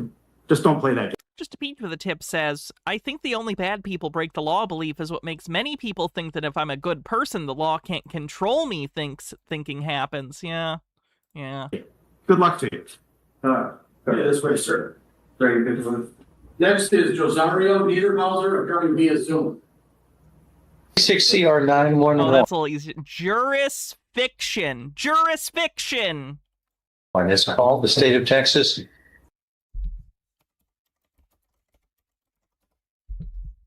Jurisfiction. There we go. We found it. We sourced it. Thanks, Jurisfiction, for that video. Oh, they also seem to be pulling a lot of old videos, but that's fine. They're allowed to do that. The defense, and it looks like Mr. All right. I don't want to do the same videos twice in a row, so we'll do something else. What else we got?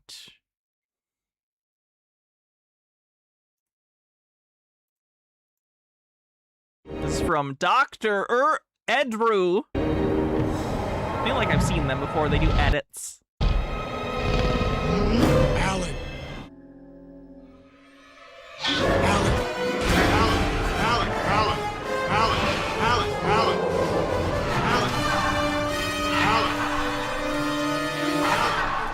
My God. He's calling for help. Alan.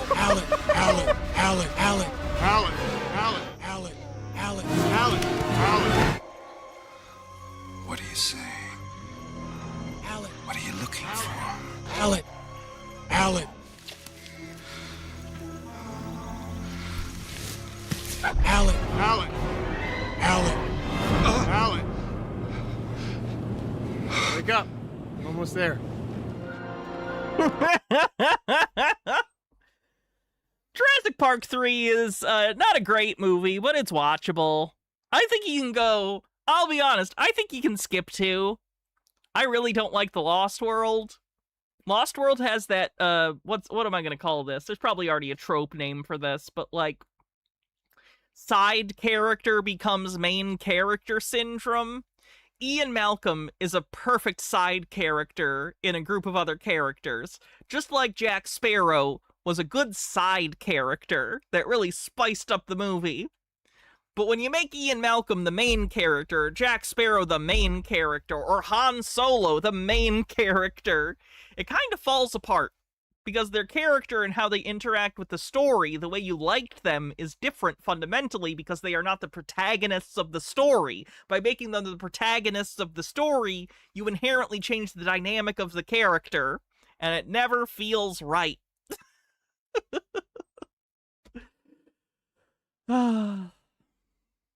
Anyway, you can probably skip Jurassic Park 2 if you really want. You can go from the first to the third, and then don't watch any other ones. In fact, just watch the first one. But you can watch the third one. Just think of it like a direct-to-DVD sequel.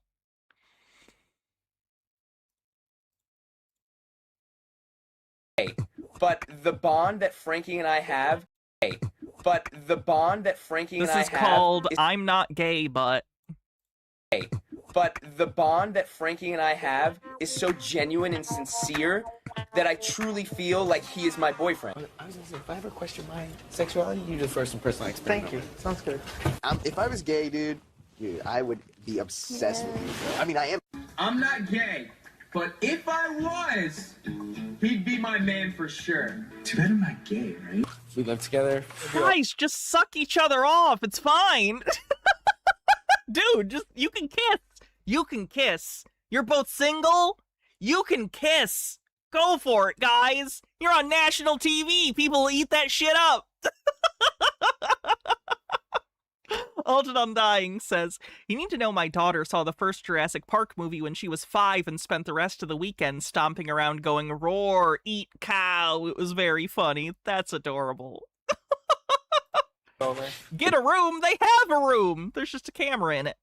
It'd be over. I'd be gay. If I was gay, I would be on my knees sucking your dick right now.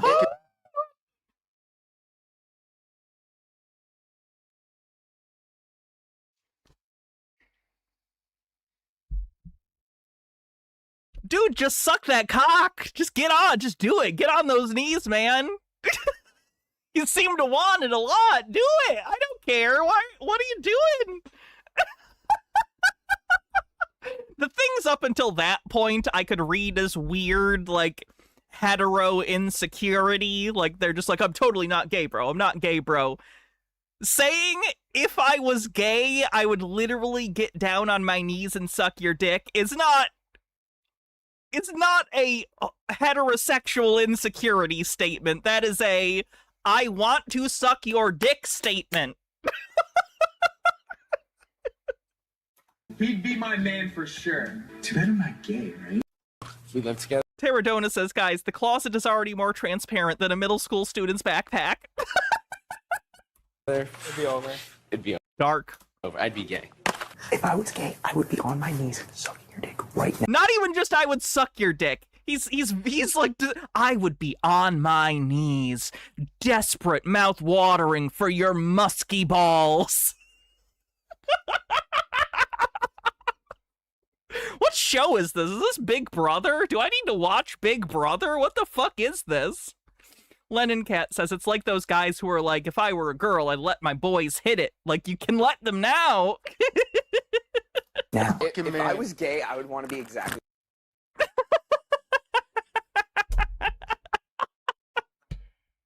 Bah regrets what Hannah said on the bingo card. I won't say further, but I could. Unstable Deadbeat says the guy with the pink hair here is Ariana Grande's brother, Frankie Grande. It's a Big Brother season 16. What the fuck?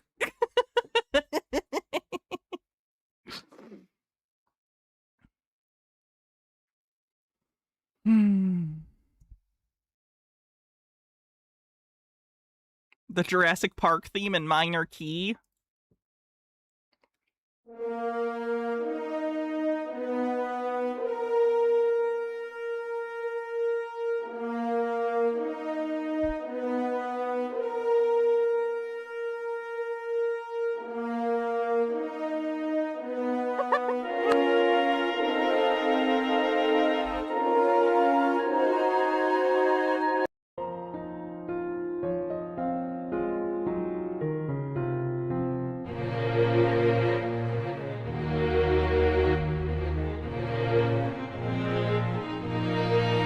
Play this at Sam Neill's funeral. Yeah,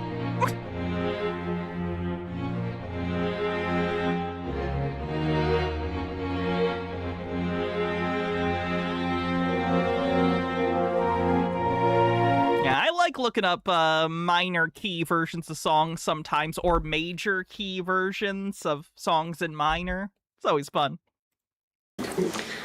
Wait. Just say go. Go.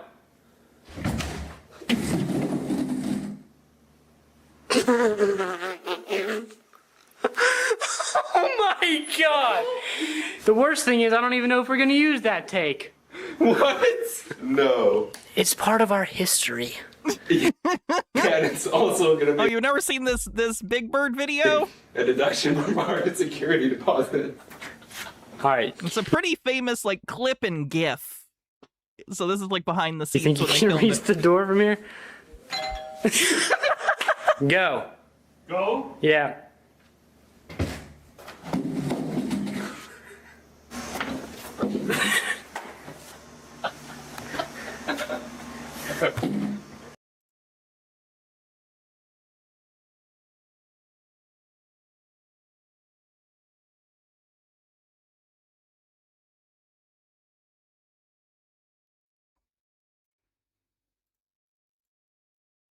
About how you word it. Whoa, whoa, whoa, whoa, whoa, whoa, dude, stop. Okay, I need you to say, I wish for my friend Barry. I wish for $1.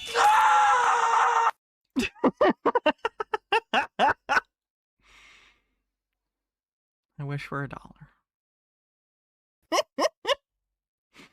I missed The Critic. That should have gotten a reboot at some point. I feel like the Marvel Cinematic Universe era of movie domination really required The Critic. Does that make sense? The era of cinematic universes requires The Critic. Buenas noches y bienvenidos al concierto del Kinder.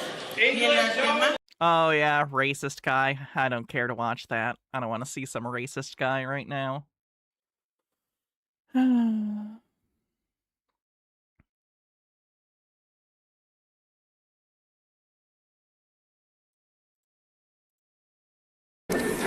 I've met a lot of men who were motivated to commit violence just like me. And without exception, every one of them was deeply involved in pornography without question, without Yeah. He was one of the serial killers that when he was gonna get executed, teamed up with evangelicals. What an asshole. As if the murders weren't enough. exception, deeply influenced and consumed Yeah, focus on the family. by an addiction to pornography. There's no I'm not just a crazy guy who gets off on murdering people. It's the pornography. true. Clearly, every person that watches pornography becomes a serial killer, right? The person to blame is I think the FBI currently thinks that there are between 50 and 70 serial killers operating in the United States at any given time. More than 50 to 70 people in the United States consume pornography. Otherwise, they're watching a lot of ads on Pornhub. sitting right across from you. That's the only person. Not parents, not society, not pornography. I mean, those are just excuses.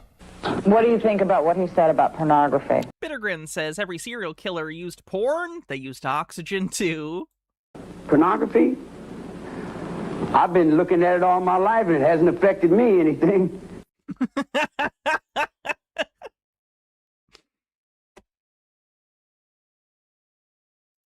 Oh, And Werner some- Herzog discovering John Waters is gay. This is a great clip. I love Werner Herzog. One who does not know irony, for example. I do understand humor, but I take things literal, and whatever other references that might be there doesn't occur to me.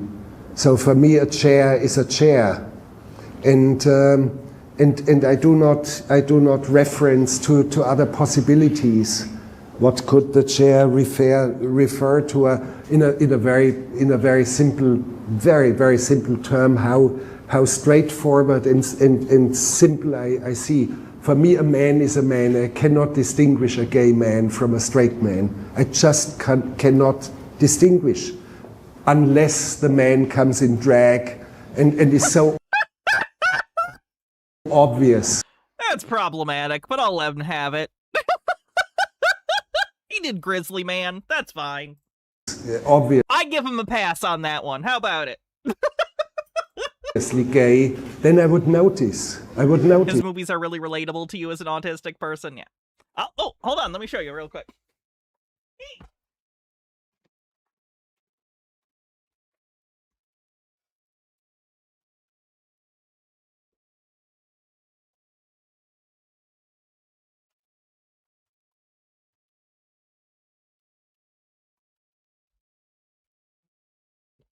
Here is my Werner Herzog collection. Volume 1 came in a big book like this. Has a lot of really good movies by him. It starts with his short, I don't know, was it a short? Even the Dwarf Started Small, which I'm not actually a particular fan of myself, but it is an early film by him, so it's interesting. But anyway, it's a nice book that has his movies, documentaries, stuff like that. And then there's a volume 2 that didn't come in a big book, but it's still cool. And I saw a filmmaker I'd recommend God's Angry Man, by the way. He was great in Julian Donkey Boy. I actually haven't seen that one. I downloaded it, but I haven't seen it yet. Anyway. I know since 35 years John Waters. John Waters, just 2 weeks ago or so, John Waters, and I turned to my wife. We talked backstage because we were both introducing or speaking at an event for the founder of New Line Cinema, who is a friend of both of us. After 35 years of knowing John Waters, I turned to my wife and I said to her, I have the feeling this man is gay. If you're not familiar with John Waters, this is as funny if someone said, I'm friends with Elton John for 35 years, but I never realized he was gay. Or Liberace. Like, it's one of those things, you know? Which is in a way wonderful, because I took him as John Waters, and I love the man. I love him dearly, and he's the boldest of the bold of filmmakers. I wish I had the guts of this man, and he's very, very dear to my heart. But for me, this is a man. Yes, a man is a man.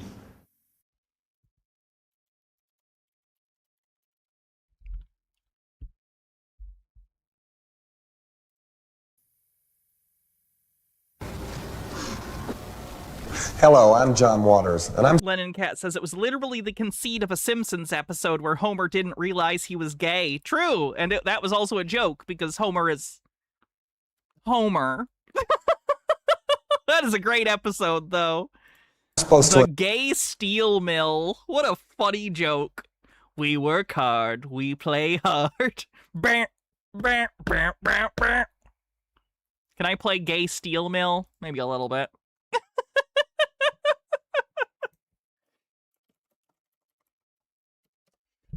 So after realizing that John Waters is gay, Homer desperately tries to make sure that Bart won't turn out gay. So he takes them to a steel mill to make him a man. Bart, I want you to shake hands with, what's your name, fella? Roscoe. Roscoe here runs this mill. He's gonna show us around and let you get a first-hand look at real all-American Joes doing what they do best. Why the hell would I want to see that? You'll thank me on your wedding night.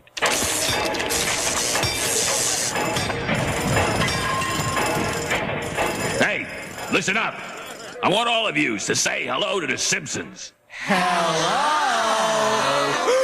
Has the whole world gone insane? Stand still. There's a spark in your hair. Get it. Hot stuff coming through. Dad, why did you bring me to a gay steel mill? I don't know. This is a nightmare. You're all sick. Oh, be nice. Oh, my son doesn't stand a chance. The whole world's gone gay. Oh my God, what's happening now? We work hard. We play hard.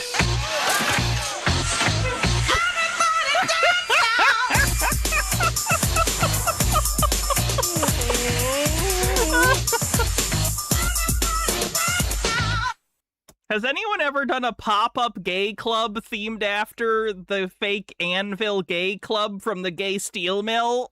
Announce there is no smoking in this theater, which I think is one of the most ridiculous things I've ever heard of in my life. How can anyone sit through a length of a film, and especially a European film, and not have a cigarette?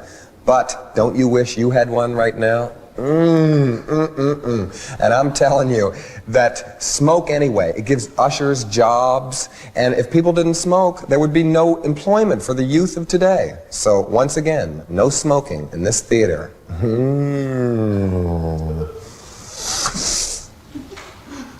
John Waters is incredible.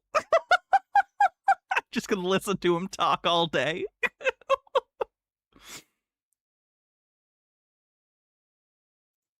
Hi, I'm John Waters, and I'm here at Amoeba Music, one of the greatest record stores in the world. I got to go shopping everywhere, and it's overwhelming. At first, you think, help, help, there's so many things you want. But it's really well organized, and you can find stuff, and the staff is very helpful. I've been doing... Did he do a Criterion closet? He must have, right? Like, most of his films are in the collection. There's no way he hasn't done a closet. Oh, yeah. This is actually the first time he's been in a closet in decades. Here we are. It's like being on... For those that don't know, Criterion is a company that puts out curated physical media of the most notable, best films of all time, basically. And most of his movies are in the collection. They do a little thing called the Criterion Closet, where they invite filmmakers and celebrities to come to a closet in their offices where they have all of the movies they've released, or at least most of them that are still in stock. And they pick out some movies that they like and they talk about them. Supermarket Sweep, that show where you get loose in a store. I feel like a shoplifter. First of all, I would pick The Blob, just because it's my favorite title song of any movie. Just the theme song of The Blob is pretty good. I think Steve McQueen I have that Criterion Collection is in title. this movie, is he, I think. And it's one of the first horror movies I saw as a kid, and it's just a great movie. And so I'm happy. I'm glad that you all picked this to be in the Criterion Collection where it belongs. Then we'll get a little artier and 8.5, which is, Fellini to me was... we used to take LSD and see his movies all the time, and this one was especially good because of Saragina in it. Reminded me very much of Edith Massey and Divine kind of put together, and just the soundtrack to this movie. Edith Massey and Divine were performers who were in many of his films, but passed away by the time of the filming of this. We always used to listen to on acid, so I always have flashbacks when I see this movie. But and Barbara Steele, and it looks so amazing. It's just such a great movie. All right, what else do we have over here? Let's see. David Lynch, I had found one of his here. And this is Twin Peaks, and because I'm, Johnny come lately, but I'm in the middle of watching the new Twin Peaks, all 18 episodes, which is even artier and more insane, and I'm just amazed how he ever got it past the studio that made it when they showed him the script. What? Huh? So I'm a big fan of David Lynch, and I was one of the first people that ever came out for Eraserhead when it first came out because I was promoting Female Trouble, and that's when we met. There's a good picture of David and I meeting in front of Bob's Big Boy when we were young. So I'm a big fan of David's, and I love this one. I love this one, especially what maybe everybody else didn't like quite as much, but to me, it's really a good one. I haven't seen it in a long time, so it's one that I can watch twice. Let's see. What else did I have here? Oh, I had the Honeymoon Killers because it's really good and it's based on a true story. And Shirley Stoller in this is not seen that one. So amazing. And I always loved her. And she was even in Edward Albee's version of Lolita on Broadway that only played 1 week. And I finally got to meet her, and she was so mean to me because she said, finally you met a real man, because all the reviews, a real woman, because all the reviews said that she was like Divine. And I didn't really think she was, but I liked her so much, but she was so mean to me when I finally met her that I thought she might kill me after seeing this movie. So I always think of that, and she is really great in this movie. It's based on a true crime that really did happen, and I don't know, I think she could never top it because she was in Lena Wertmüller's movies too, and but she was a great actress, and she's no longer with us, unfortunately. Okay, that's 4. I get 5 here on Supermarket Sweep. Did they set a limit finally because Natasha Lyonne fucking robbed the closet? Let's see, I don't know if you guys know Natasha Lyonne. She's in Poker Face. She's in that Netflix show about the time loop. I forget her name. Anyway, she did a Criterion Closet, and she grabbed more than what is appropriate to grab from the Criterion Closet generally. Just another one. Like, I don't think there were set rules because it was kind of like an honor system. You vibe out. She grabbed too many. Oh, I know, of course, Beyond the Valley of the Dolls. I might even be in this, but it's such a good present to give everybody. This movie's like a fine wine. It gets better and better as life goes on.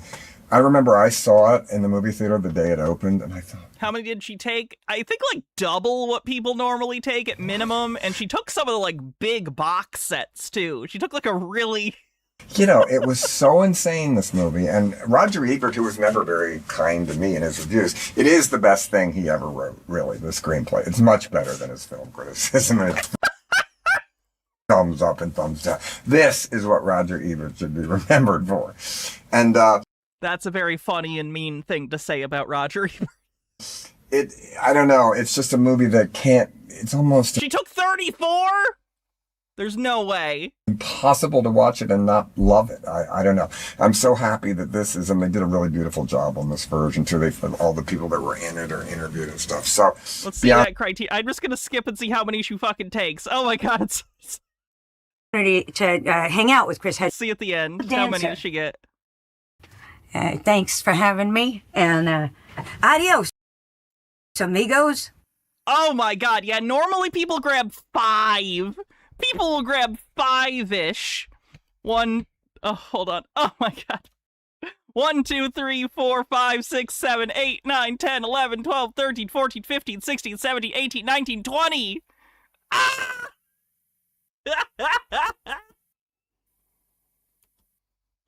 Yeah, that's too many. Don't do that. She basically robbed them.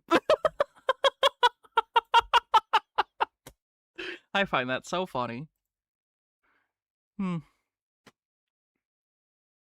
She's fallen off the wagon recently, unfortunately. That sucks. Yeah, I know she was like wanting to do AI movies too. I'm not jealous. I'm mortified. Like, unironically, if for some reason I was famous enough to be invited to the Criterion Closet, I would consider that like a really special thing, and I wouldn't be an asshole and break the tradition where people take like 5 or so. Because on top of the fact that, of course, you're there and they want you there because probably something you're doing is in the collection or you're famous or whatever, frankly, they're producing content. They're producing, like, a video that's a promotional thing for them, and in exchange, you are getting some movies and a chance to look over the collection, right? She basically showed up and took way more than they could use for content because it's only 5 minutes long. They didn't give her an extra long one, so they didn't have the time to show her talking about every movie. So basically, she took way more than she was giving back in promotional material, and I think that's really rude.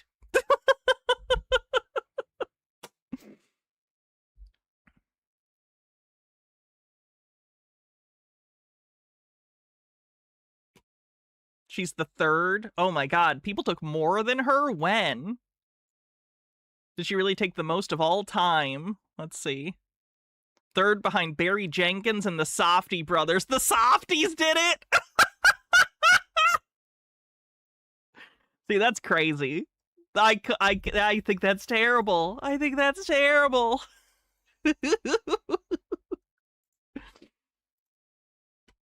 Oh yeah, and this is... Let's see, how many is this? 1, 2, 3, 4, 5, 6, 7, 8, 9, if you count the trilogy. I'll count the trilogy as 1 because it's a box set. 1, 2, 3, 4, 5, 6, 7, 8, 9, 10, 11, 12, 13, 14, 15, 16, 17, 18, 19, 20, 21!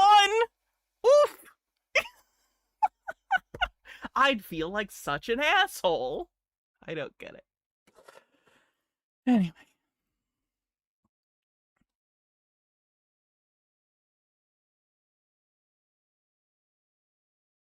What in the fuck?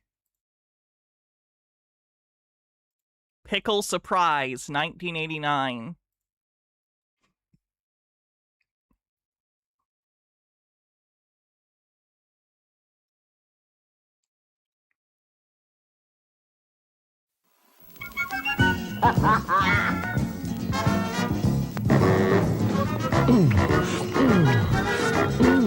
This is tasty. Yeah. What is it? Huh? Shh. It's a surprise. Pickle surprise. Pickle surprise. Take an English muffin. Spread sandwich spread. Plop the ham dusty, please. But Hannah, you only get one opportunity to take as many movies as you want. The ability to take as much as you want, I do not believe, grants you the moral right to take all that you want.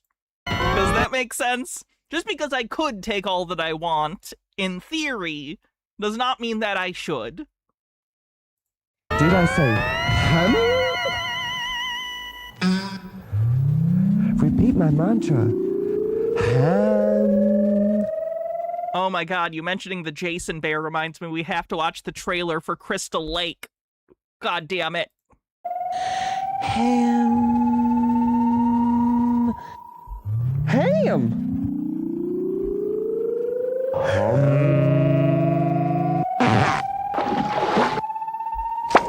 Pickle pickle surprise. Hi, darling. Connie casserole. Oh, there. Hello.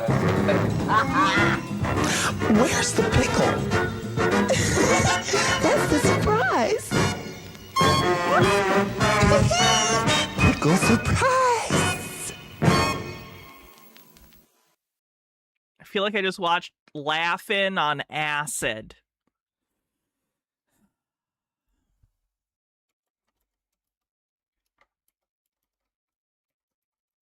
Let's watch the Crystal Lake trailer. Sorry, that was really loud. I apologize. Crystal Lake. This is the prequel. This is the prequel to Friday the 13th. Does Friday the 13th need a prequel? No, I don't think so. I think we pretty much got the backstory. Camp counselors were busy fornicating. Mrs. Voorhees was also not paying attention. He drowned. Jason drowned. And then in the first Friday the 13th movie, spoilers, his mom thinks that Jason is speaking to her, and then she murders a bunch of people. And then in the second movie, Jason actually is alive. The continuity of the Friday the 13th franchise is all over the place. Trying to tie it together neatly with a prequel is a bad idea and super unnecessary. The time has come, so let out a cheer. What's the point of a prequel? For you to watch content. Watch content. Give money. Give money. Watch content. You know this franchise. Give money. Money now, a money me, a money now.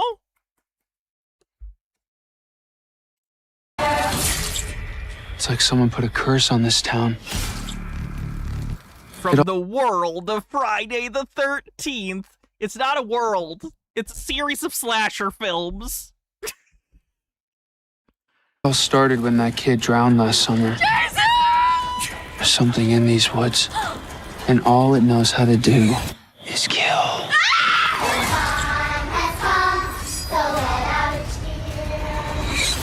Mommy's here.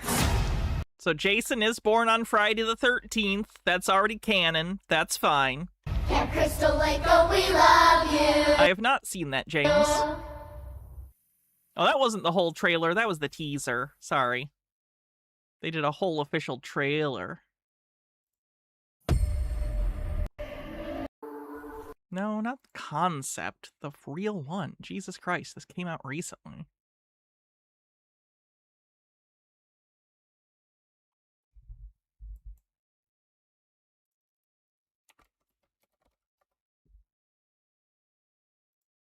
You must release the trailer on their own thing, you'd think.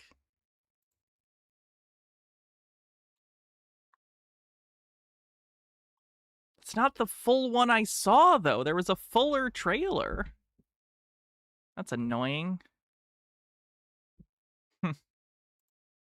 Yeah, it's by A24, but they're not... I'm pretty worried about it still. Because I saw a trailer that had, like, Crazy Ralph in it. It was a whole thing.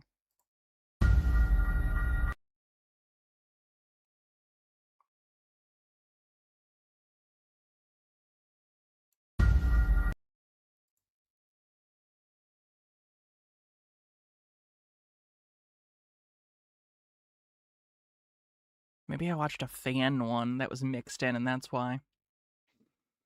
Anyway... what else we got?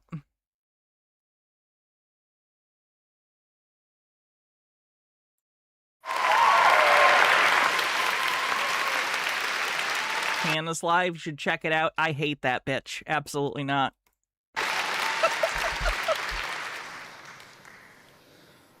As the Sultan, son of Muhammad, brother of the sun and moon, grandson and viceroy of God, ruler of the kingdoms of Macedonia. This is them reading real historical letters. This is an exchange of letters between two rulers of their respective kingdoms.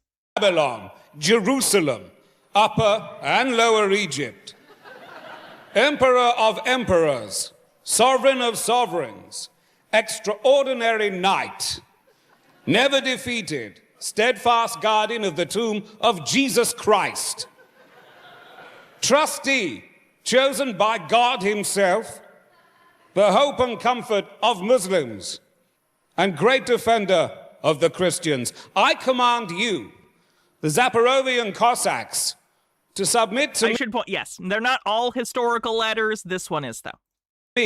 This channel, this event called Letters Live, has a wide variety of letters that they read. This one is historical. And without any resistance. An unnecessary Friday the 13th prequel is actually pretty on point for the series. That's true. That's true. If you're gonna do an unnecessary sequel or prequel to anything, Friday the 13th has no integrity artistically as a franchise. It never intended to. Literally, their intent was, Halloween made a bunch of money, let's do that. So fair enough. It's always been a cash grab, so whatever. And to desist from troubling me with your attacks.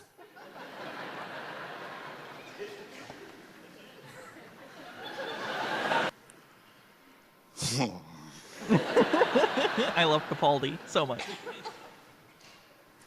Sultan,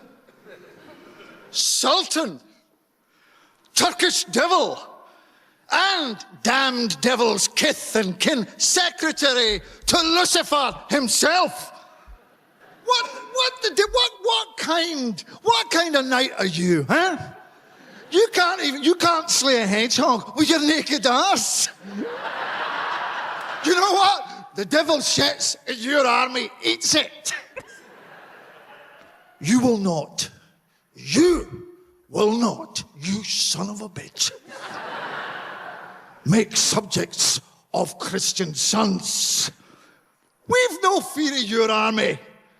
By land and by sea, we will battle thee and fuck your mother.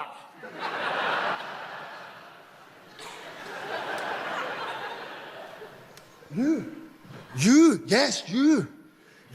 Babylonian scullion. You Babylonian scullion is the greatest insult in history. You Babylonian scullion! You Macedonian... Start throwing that in. Just adopt that. Could we bring that back? Babylonian scullion? Wheelwright, you're a brewer of Jerusalem. You're a goat fucker of Alexandria. You're a swineherd of Greater and Lesser Egypt. Pig of Armenia. Podolian thief, Catamite of Tartary. Hangman of Canaanites, and fool of all the world and underworld, an idiot before God, grandson of the serpent and the crick in our dick. Pig snout, mare's arse, butcher's dog, unchristened brow, screw your own mother. So the Zaporozhians declare, you lowlife. You won't even be herding pigs for the Christians. Now we'll conclude. For we don't know the date, and we don't own a calendar. The moon's in the sky, the year with the Lord, the day's the same over here as it is. A scullion is like someone who washes things in a kitchen. They're like someone who does really dirty work in a kitchen. Over there, and for this, kiss our ass. That's a fun one.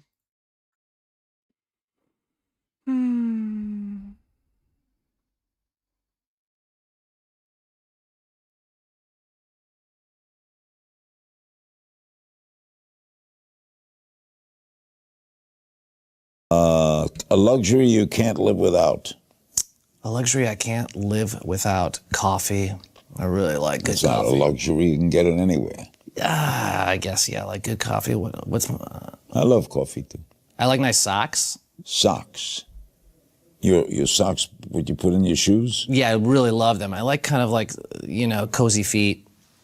You're attracted to your socks. I'm attracted to really nice running socks. Like, I'm always looking for good running socks. That's not a luxury, though. Coffee and socks are not a luxury. All right, give me a luxury. What luxury should I have? Private plane. Larry, I'm on DuckTales.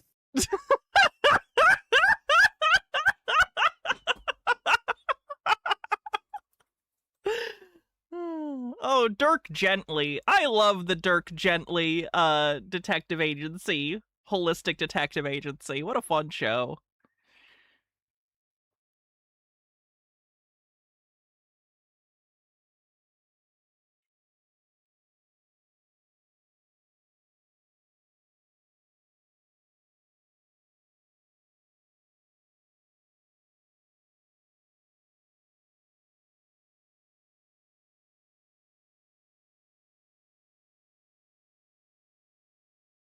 Oh, Matthew Lillard.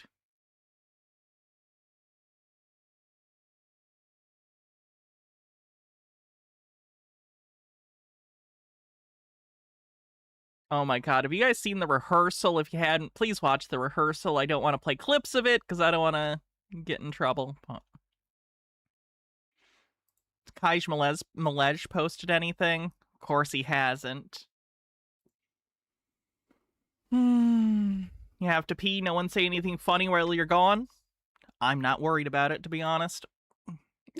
The BuckTales reboot was great. I heard it was good. Has anyone else had to... Hold on.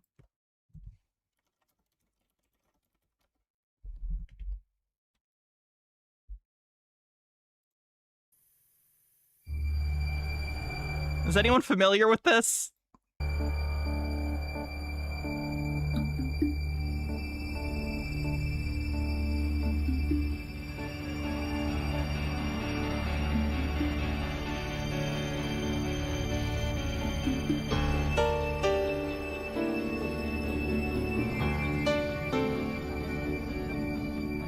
The people at the top lie and manipulate, and everyone else just does as they're told.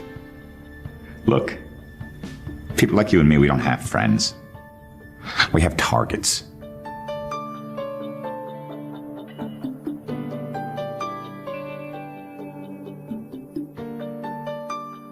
Can I ask you a question?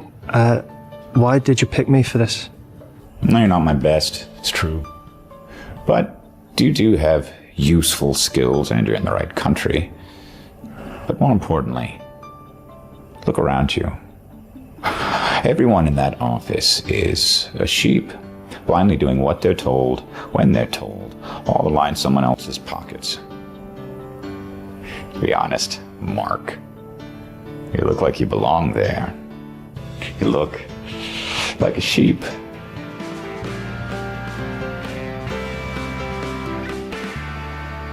This is the series of training videos I have to watch at work. It's like a full TV series. It's like a full like Netflix series that you have to watch. And it trains you. But it's like a show. I'm kind of obsessed with it because, you know, like when you're at work, things are better. Like like, how do I put this? Often you get bored at work. So then if they give you an activity to do, that activity is enhanced. So, like, they'll be like, here are these training videos. It's the only entertainment we can watch. So I've gotten very into the Inside Man. Trains you for what? Wouldn't you like to know, Weather Boy? You can look it up. I don't care. It wouldn't give you a clue as to my job, for the record, if you knew. America is a nation that can be defined in a single word. I was going to put him... Oh.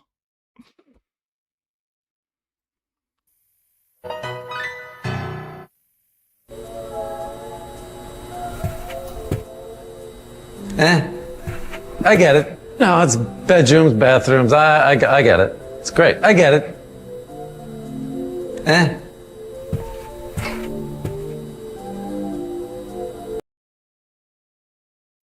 Have you ever walked out of a mall into a huge parking area and realized you'd forgotten where you parked your car? Ever gone mountain biking? What do you want to be when you grow up? What's the right tip? Have you called a plumber to your home lately? How superstitious are you? How much money would it take to make you spend a night? Has anyone ever done a supercut of absolutely every single question he asked on this show?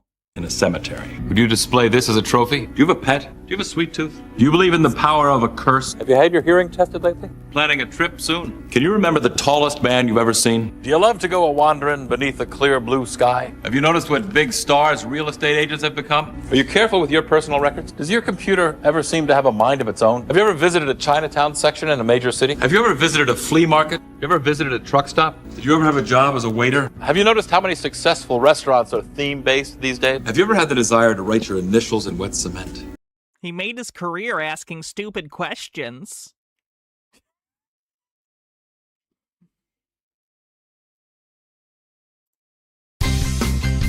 J Neptune Man with 100 bits says, I was so waiting for Matt Berry to scream, Father! Sweet Lily Love says, even better with a link. Yeah. Do you like gladiator movies? And realized you'd forgotten where you parked your car. Ever gone mountain biking? What do you want to be when you grow up? What's the right tip? Have you called a plumber to your home lately? How superstitious are you? How much money would it take to make you... Poor, drunk person.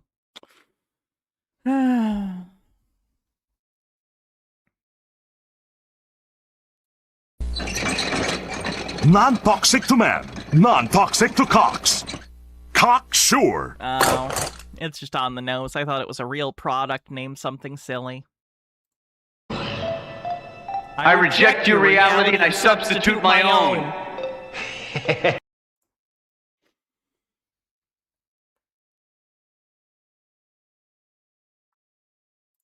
Hey everyone, welcome back. Today's video features... Did this streamer steal Team Skeptic's fucking voice and run it through AI? two sovereign citizens who somehow believe courtroom theatrics can replace... Oh my god, someone needs to let him know. Holy fuck, that's disgusting. That's disgusting. I don't always agree with Team Skeptic, but absolutely zero creators deserve to have their fucking identity and voice stolen for other people's content. Oh my god, that's fucking sick. The world we live in is a disgusting place.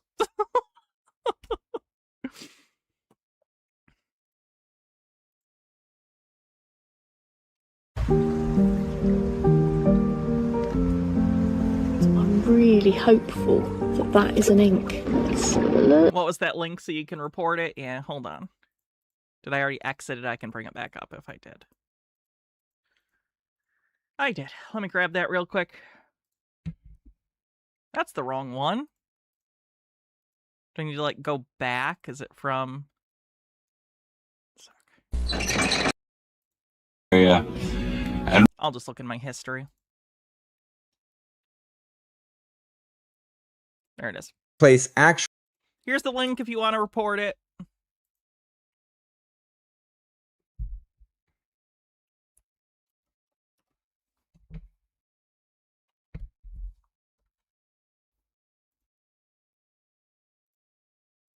An igloo. Such a great design with the angled neck so that you can not risk spilling it. James says, video request, take anything you want by the Zurican Girls. I will take a look after this. There's something down here. It almost looks a bit like a leaf.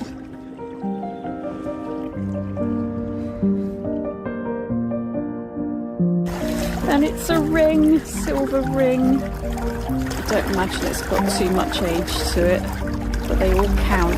And someone was probably very sad to lose it. Bit of a trashy spot here, and there's a few things. Looks quite interesting.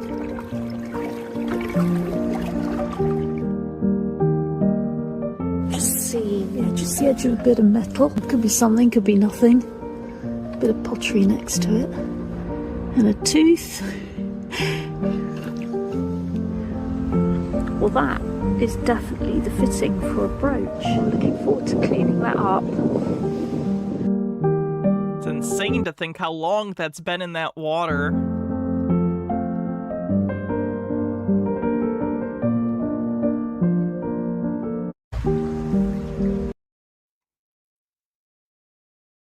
Alright, and then the request video. Oh, I've seen this. 三角筋でトラブル。やだ。道に迷っちゃっ This is a video to train people to speak English, I believe, from Japan? I think from Japan. たみたい。なんだか人気のないところに来ちゃったわ。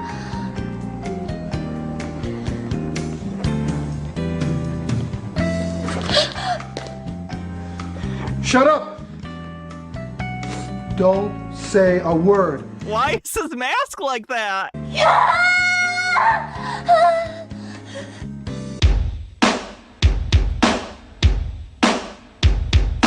Take anything you want. Take anything you want. Take anything you want. Take anything you want.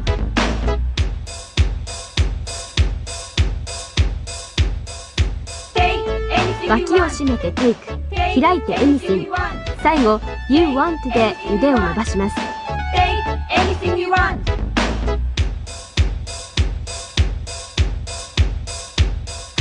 Take anything you want. I think we should have stayed monkeys. Take anything you want. Take anything you want. Take anything you want. Take anything you want. Hand me your bag.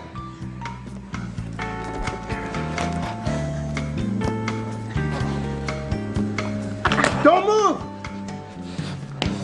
If you do, I'll kill you.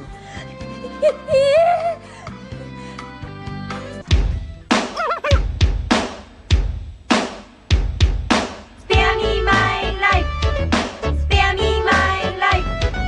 Spare me my life. Spare me my life.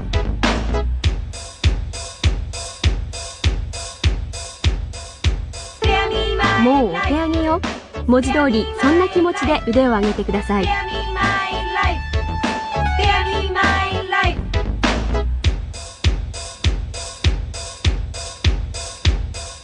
Spare me my life. Sentience is okay, it's the sapience that'll get ya. Spare me my life. Spare me my life. Spare me my life.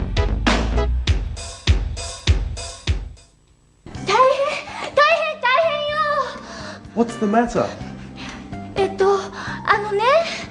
Calm down and speak slowly. だから二人組の男に襲われたのよ。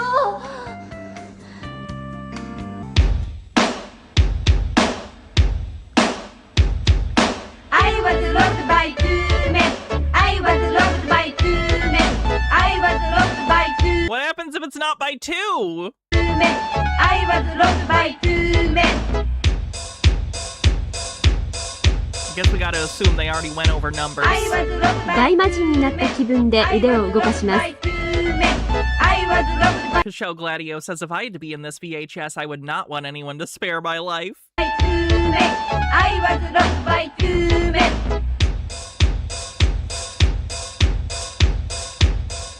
I was robbed by two men. I was robbed by Marcel Paul says very specific training. Not that specific if you're a woman and going to a different country, to be honest with you. I don't think it's as specific as you'd like it to be. I was robbed by two men. I was robbed by two men.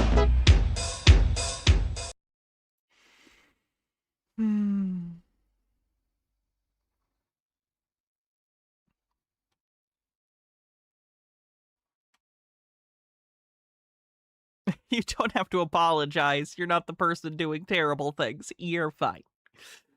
Ugh.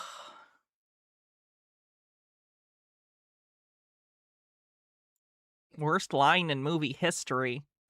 So I figured it out. Why hot dogs come in packages of 10 and hot dog buns come in packages of 8? See, the thing is that life doesn't always work out according to plan. So, be happy with what you got. So you can always get a hot dog.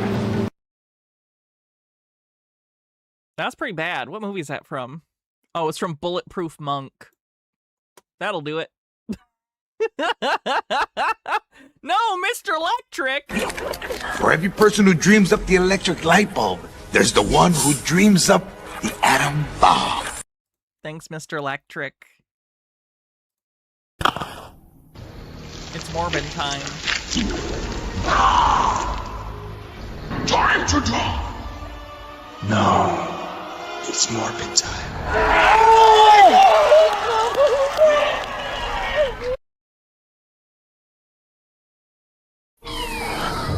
Kal-El, no!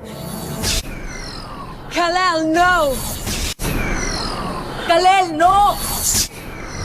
Kal-El, no! Kal-El, no. No, Kal-El. Dun, dun, dun, dun, dun, dun, dun. This is in the Criterion Collection. Risky Business. This is a sketch about it, but... Cut! Cut, cut, cut, cut! F***ing cut!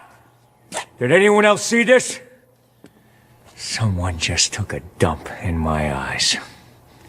This is a teen movie, and teens love it! Now, dance, monkey. Now let's roll on this!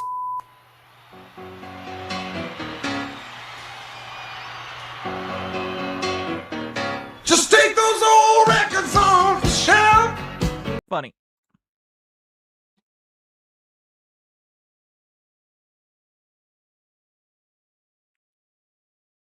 Mr. F.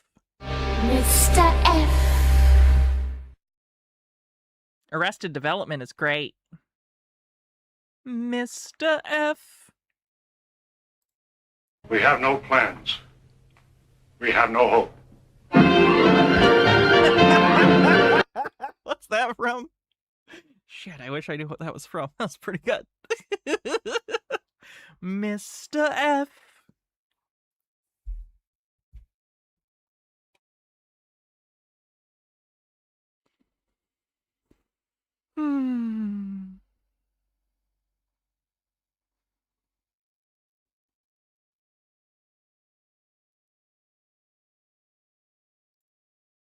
Third level, lots of luck. What? Like what did you say, Scoop? Third level, lots of luck. What?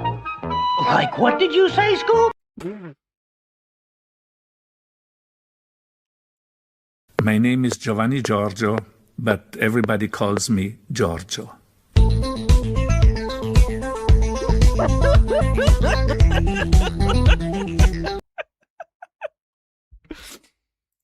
Altered Undying with a link. Uh-oh, I can't play this. I can't play this. That's a full-on thing on Netflix. I will get struck. Oh, the fucking vocoded shit. Look, it's Obsession, but vocoded.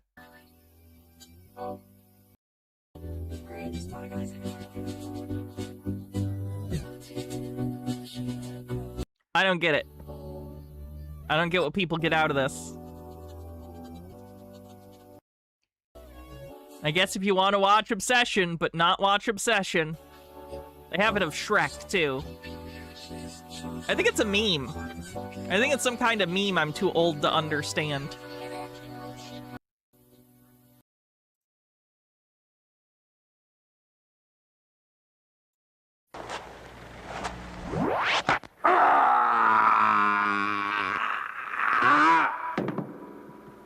Is that New York Ninja? Oh no, this is Enter the Ninja, sorry. Oh, this is a pretty good Power Rangers clip. So what are you supposed to be? I'm Scottish! I'm Scottish!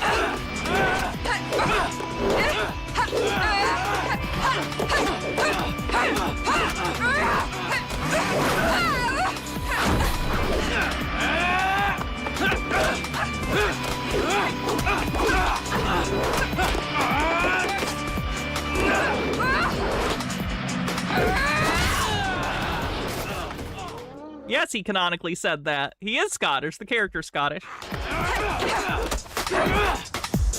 Red is the perfect one. Black is the brooding bad boy. Green is the clown, and yellow, well, she's the girl. So what are you supposed to be? I'm Scottish! Artemis, thanks for 64 months, says, "Hey y'all, I'm so excited. Today I'm gonna see my long-distance fiancé and we're staying together for almost 3 weeks. I have a long day ahead of me though, 3 to 4 hour train trip, then a 2-hour flight, then he's picking me up at the airport for a 5-hour drive to the place we're staying. Hopefully nothing goes wrong with the train because I'm cutting the flight too close for my liking. Well, I hope everything goes smoothly too. That sounds great. I hope you have a ton of fun. I hope everything goes smoothly." Garbage Day's over 20 years old. Probably over 30 years old at this point. When did Silent Night, Deadly Night 2 come out? I'll look it up. Here, watch Garbage Day while I do. I know you've seen this, but it's fine.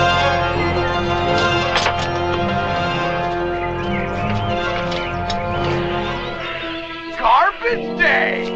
Huh? No!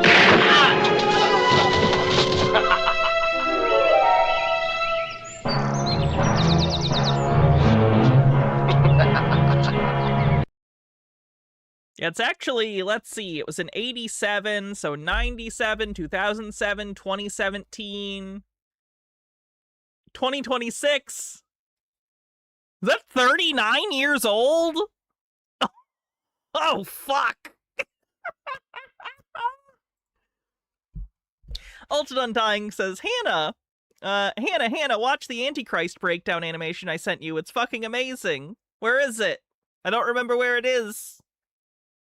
Send it again. In the meantime, here's the Mystic Knights of Tir na Nog.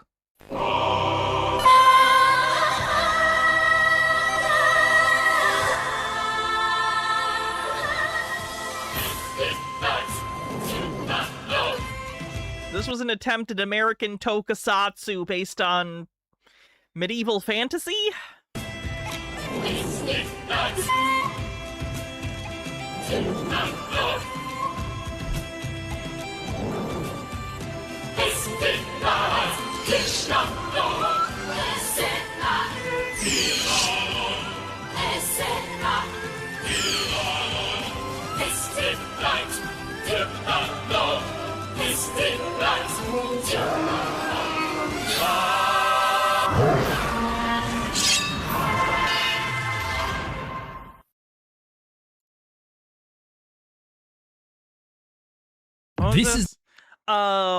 This is 30 minutes. I don't want to spend 30 minutes on a single video.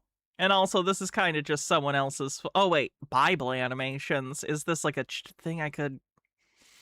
I'll say... Oh, I already have it saved. I don't think I'm going to cover it today, because 30 minutes is a long time. I want to watch the whole video on my own before I check and see if it's something I want to watch on stream. That's just Superhuman Samurai Cyber Squad. Shittier Gridman.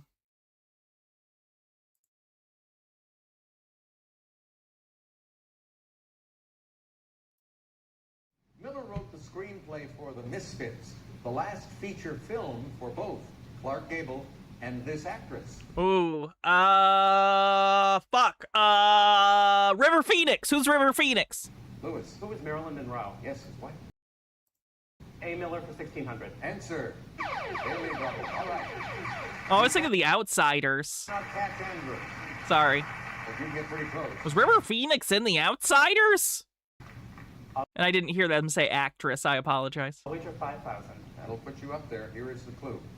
Arthur Miller thought 1690 Salem was relevant to What is the Crucible? 1950s America when he wrote this play. What is the Crucible? You got it, and that's good. Okay.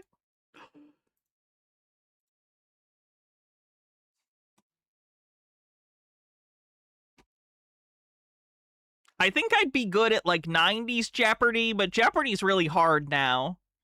Jeopardy's tough. They have really upped the difficulty on the questions over the decades. Oh, this is great. This is a clip for... Oh, there's already a person talking about it. I think I've shown that to you guys before, actually. This latest section of safety barrier stretches 4.5 miles south from Peterlee. It should make this section of the notorious A19 a safer road. Indeed, the Department of Transport insists the dual carriageway isn't outstandingly bad as far as road safety is concerned. I will not accept that it's a highly dangerous road. The road, obviously, like other roads, gives cause for concern when accidents do occur. But Mr. Davidson had barely finished speaking when this happened. So as soon as that work is finished, the Central Reserve safety fencing will go ahead.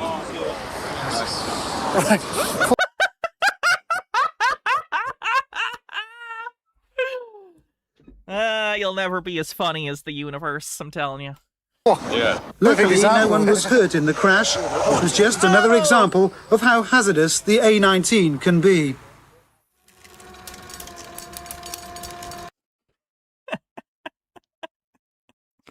Be cooler in outlying areas once again. We could see some 40s in some places. Wow. 999 degrees tonight. So obviously, the microwaves in all the towns have been turned on high. We should be in the 40s in Tahlequah and Bartlesville. AC will be on full blast. We call that a computer glitch. No hugs for you. No hug, not anymore. I lost my hug. Need a jacket tomorrow morning. 56 degrees, 11 a.m. We're up to 72. Can we watch The Front Fell Off? What's that? Just type in The Front Fell Off?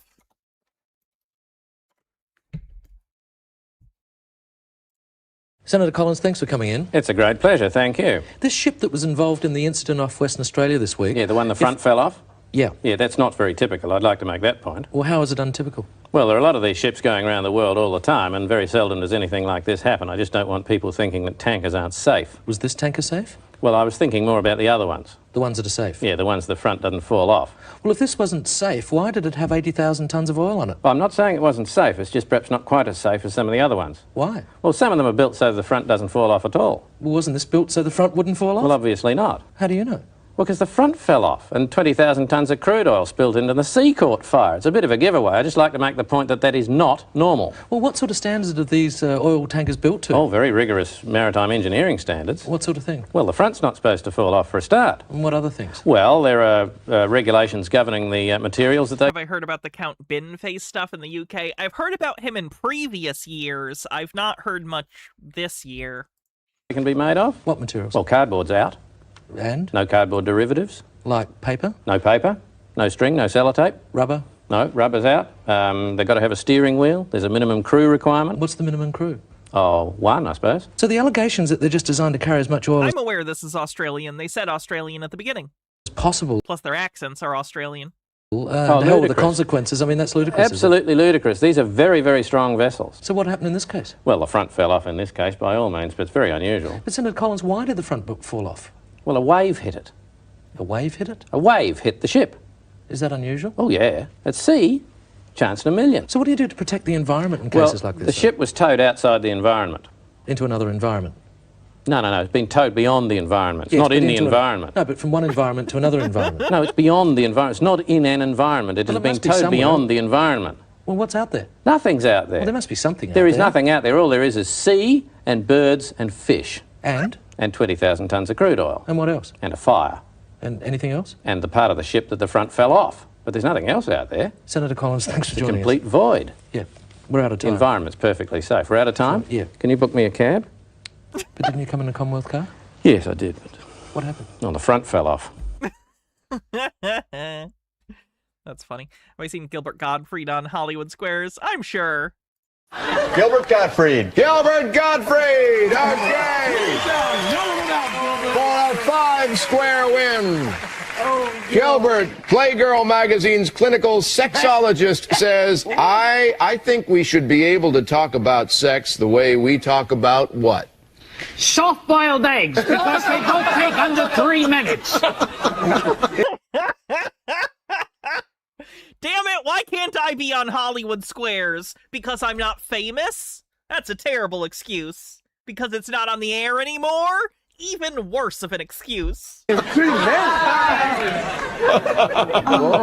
I know this one because I posed for Playgirl.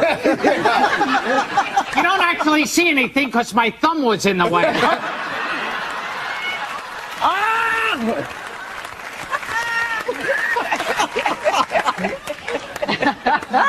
I'm gonna say food.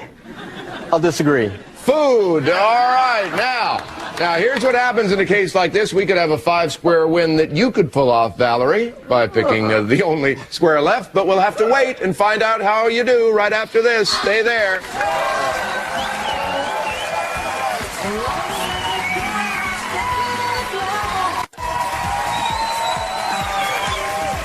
$1,000 game we've ever had. Valerie going for a 5-square win here. Where are you going? Gilbert Gottfried for the What a win. surprise. Okay. Gilbert, in a poll, 94% of Hungarians, compared to only 46% of Americans, said doing this was necessary to feel fulfilled. Doing what? Seeing Wayne Newton live.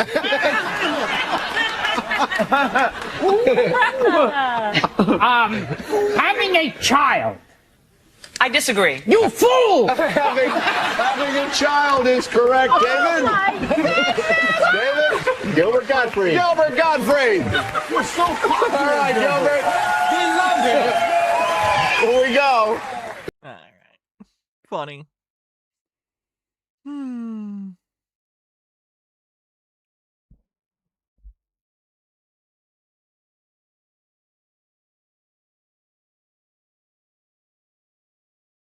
I want you to know, this is my living situation. Everything I own. They revived Hollywood Squares earlier this year. Who's on it? Who's the center square? Man, for the last 2. They better bring back Paul Lynn's fucking ghost to be the center square if they intend for that shit to work in 2026. days.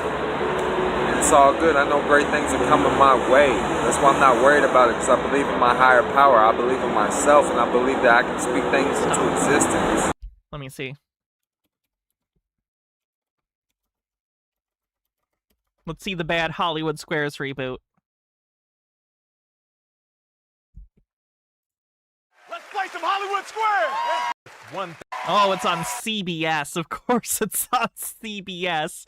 I don't know who that is. That's probably my fault. I don't know who that is. Maybe my fault. Oh, I know Paul F. Tompkins. I certainly know RuPaul. Don't know who that is. Okay, finally. Oh, Drew Barrymore's the center square. No, this isn't funny. This isn't funny. You can't have Drew Barrymore as the center square and have it be funny.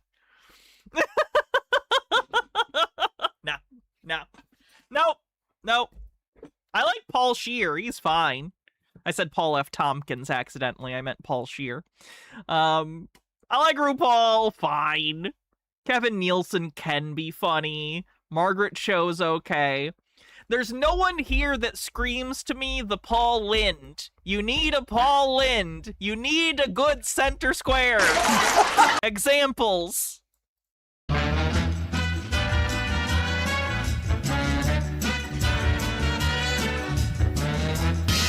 All right, back to the matter of money. Lolly. Paul Lynde, please. Say, Paul, when is it a good idea to put your pantyhose in the microwave oven for about 2 minutes? When your house is surrounded by the police.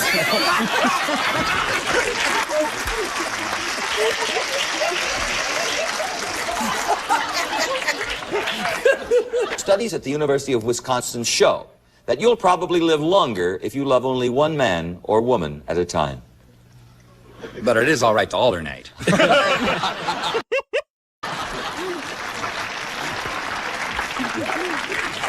Does Mark Spitz believe swimming in the nude helps you go faster?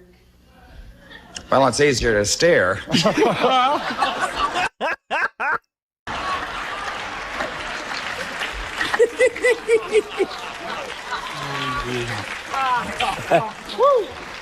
According to the World Book, What's the main Was he bi? I'm pretty sure Paul Lynde was just gay, wasn't he? thing we get from Honduras? He was just in the closet because at the time it was completely unacceptable to be out by social standards. You got it too. He's great on Bewitched, too. According to the new book of knowledge, the most important use of leather Oh, you were saying because of the joke. I gotcha. is for what? To hold animals together.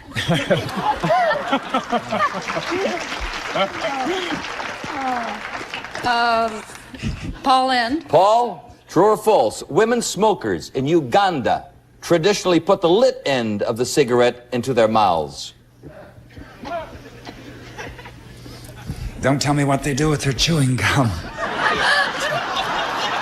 I have to take Paul in on one. All right. All right, According to the Constitution, Paul, what's the proper term for our form of government? At the moment, shaky.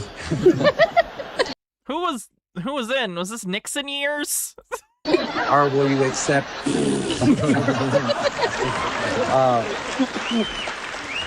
Topical.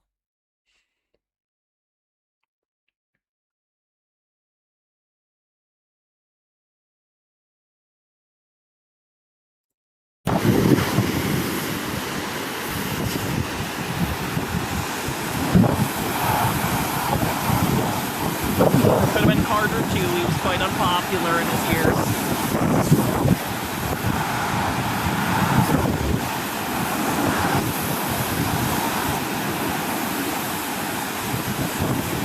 I'd be horrified.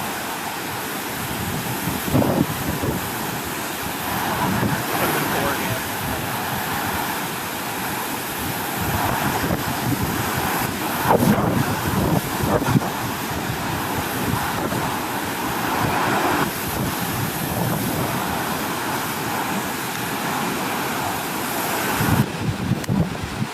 Bear's got cute ears.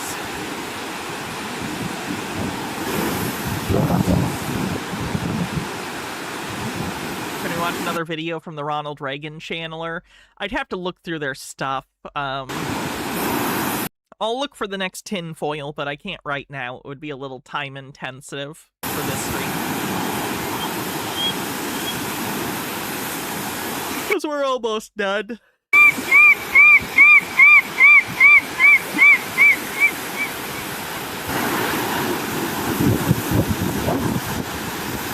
Hey.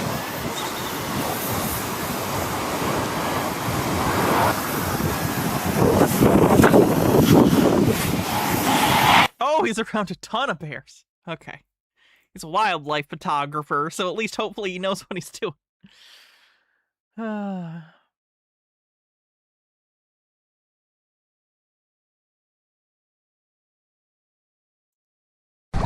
Hey, am I moving? Heck yeah!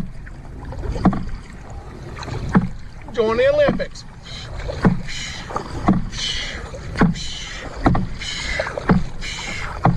Careful, you're rocking it a lot, yeah? Oh! Life could be a dream.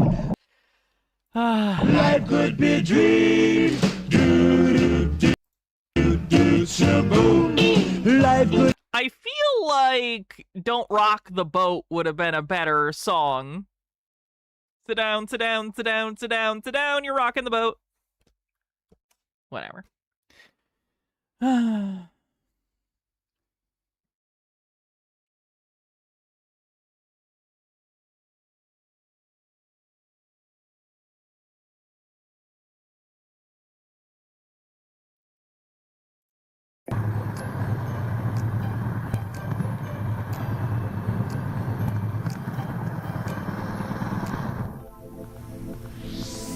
Need special equipment, you know, that heavy. Yeah, do they have boats with like ballasts? Like a boat like that, but maybe it has like ballasts or something further out to keep it stable? I don't know.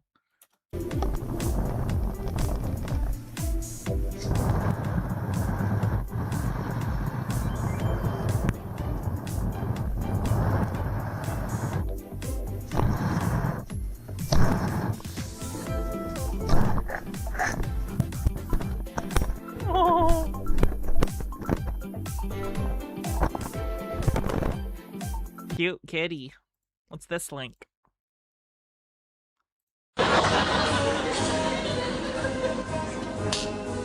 Jacobson, get your ass in here right now. Hey! Sir. Jacobson, what the hell am I gonna do with your ass? My ass, sir?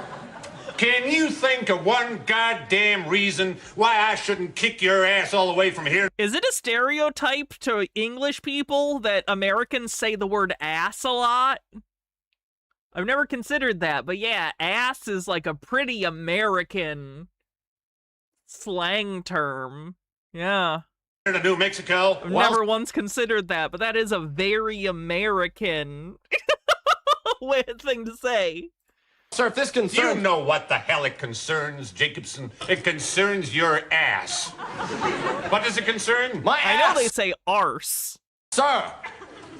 Do you recall what it was I said to you the last time you were in this here office? Well, sir, you told me to move I'm my... also not just talking about the word itself, but how it's used. Like, I'm gonna kick your ass, get your ass in here, you're an ass, you ass. It just feels like we very declaratively use ass a lot. Dumbass. My ass. Smart ass. Wise ass. Asshole. Pain in the ass. And to haul my ass, and not to sit on my ass, because if I did, you would personally rearrange my ass. Wrong, Jacobson. I was not gonna rearrange your ass. I was gonna boil your ass in a bag and have that ass for breakfast. Have the ass. Read the sign on my desk, boy. The buck stops at my ass. See, that's why I got this here star on my shoulder and you don't. Because my ass is on the line. And because the Bottom FCC line? didn't mind it as much, it got overused. The bottom line. I understand. Well, I'm glad you got your ass straight on that, Jacobson. Now, I got me a problem. Problem, sir? Seems like some goddamn college boy on the 5th floor wants a piece of my ass. He said a little weird that time. Sir? You bet your ass, my ass. Sir? Mm-hmm. How does my ass fit into all of this? It's very simple, Jacobson. You are aware that your ass is mine? It is, sir? Oh, yes, sir. Your ass is mine, mister. The day you joined this man's army, you signed your ass over to me. Oh, I get it, sir. Oh, you do? This guy wants a piece of your ass, and you're thinking that being as my ass is yours, maybe you could give him a piece of my ass as a way of saving your ass. Jacobson? Sir? Shut your ass. Nobody likes a smart aleck.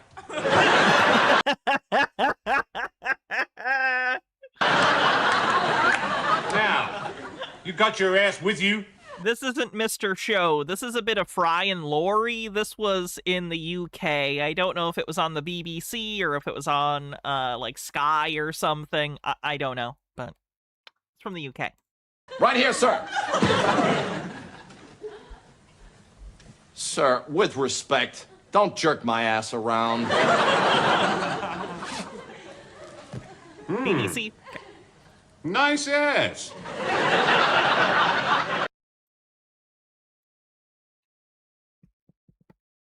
All right, probably like one or two more quick things, and then I gotta get going.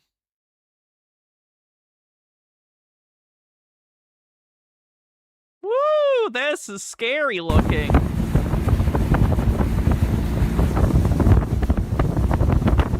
Oh, God! You're the Green Goblin, bitch! Oh, yeah, that looked like it hurt. Yes, that is Hugh Laurie, the guy that played Dr. House in that sketch. Correct.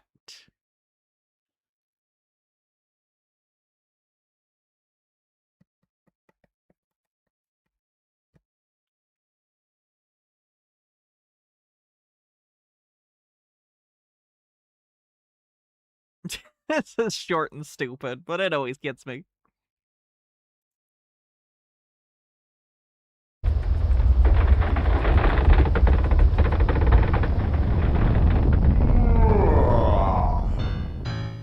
Don't be racist. I am a building. Who did that?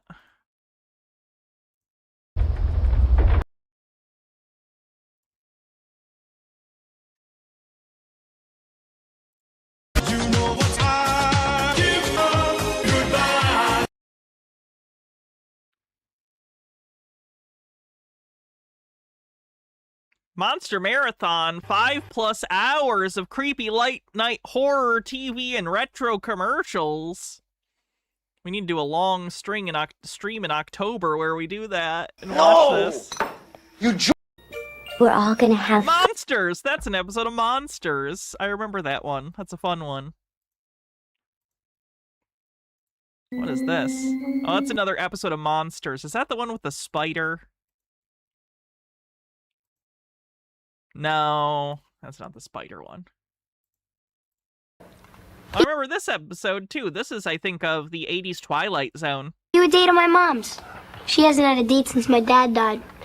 Ryan pours... Might have been an episode of Monsters, actually. I don't recall. One or the other. They're pretty close. They're very similar in tone. Oh, more Monsters. Just a lot of Monsters. I do like Monsters as a series. It's good. An overnight stream. That would be fun to do someday, to do a stream where I like stay up overnight and then anyone who wants to can do it too. It would be over a weekend, and like maybe people who don't usually get to see me live because they're in different time zones might get to hang out. That'd be fun. This is your daily dose of cats. Your friend is on your head.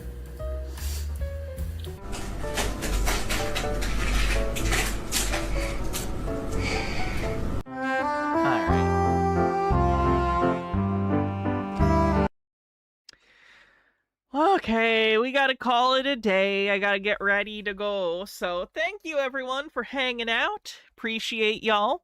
Very excited to see you again tomorrow. We're gonna do a regular stream and a patron and member only stream, so hope to see you for that. Other than that, have a great rest of your Saturday, and I'll see you tomorrow. Have a great night. All right. Let's see who we're gonna raid on Twitch.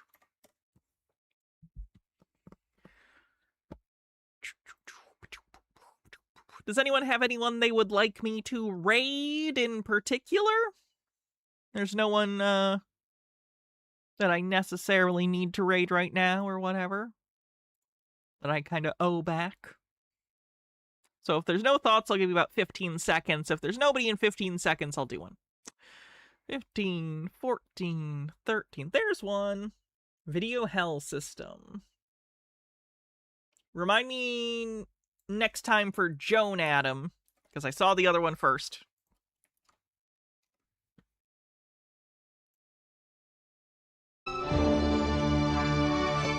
What's this person watching?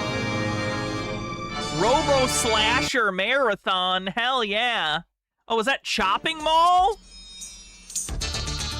I love this. I wish every movie did this. Fucking Chopping Mall. I love Chopping Mall. All right, have a good night, everyone. I'll see you later. Do this raid.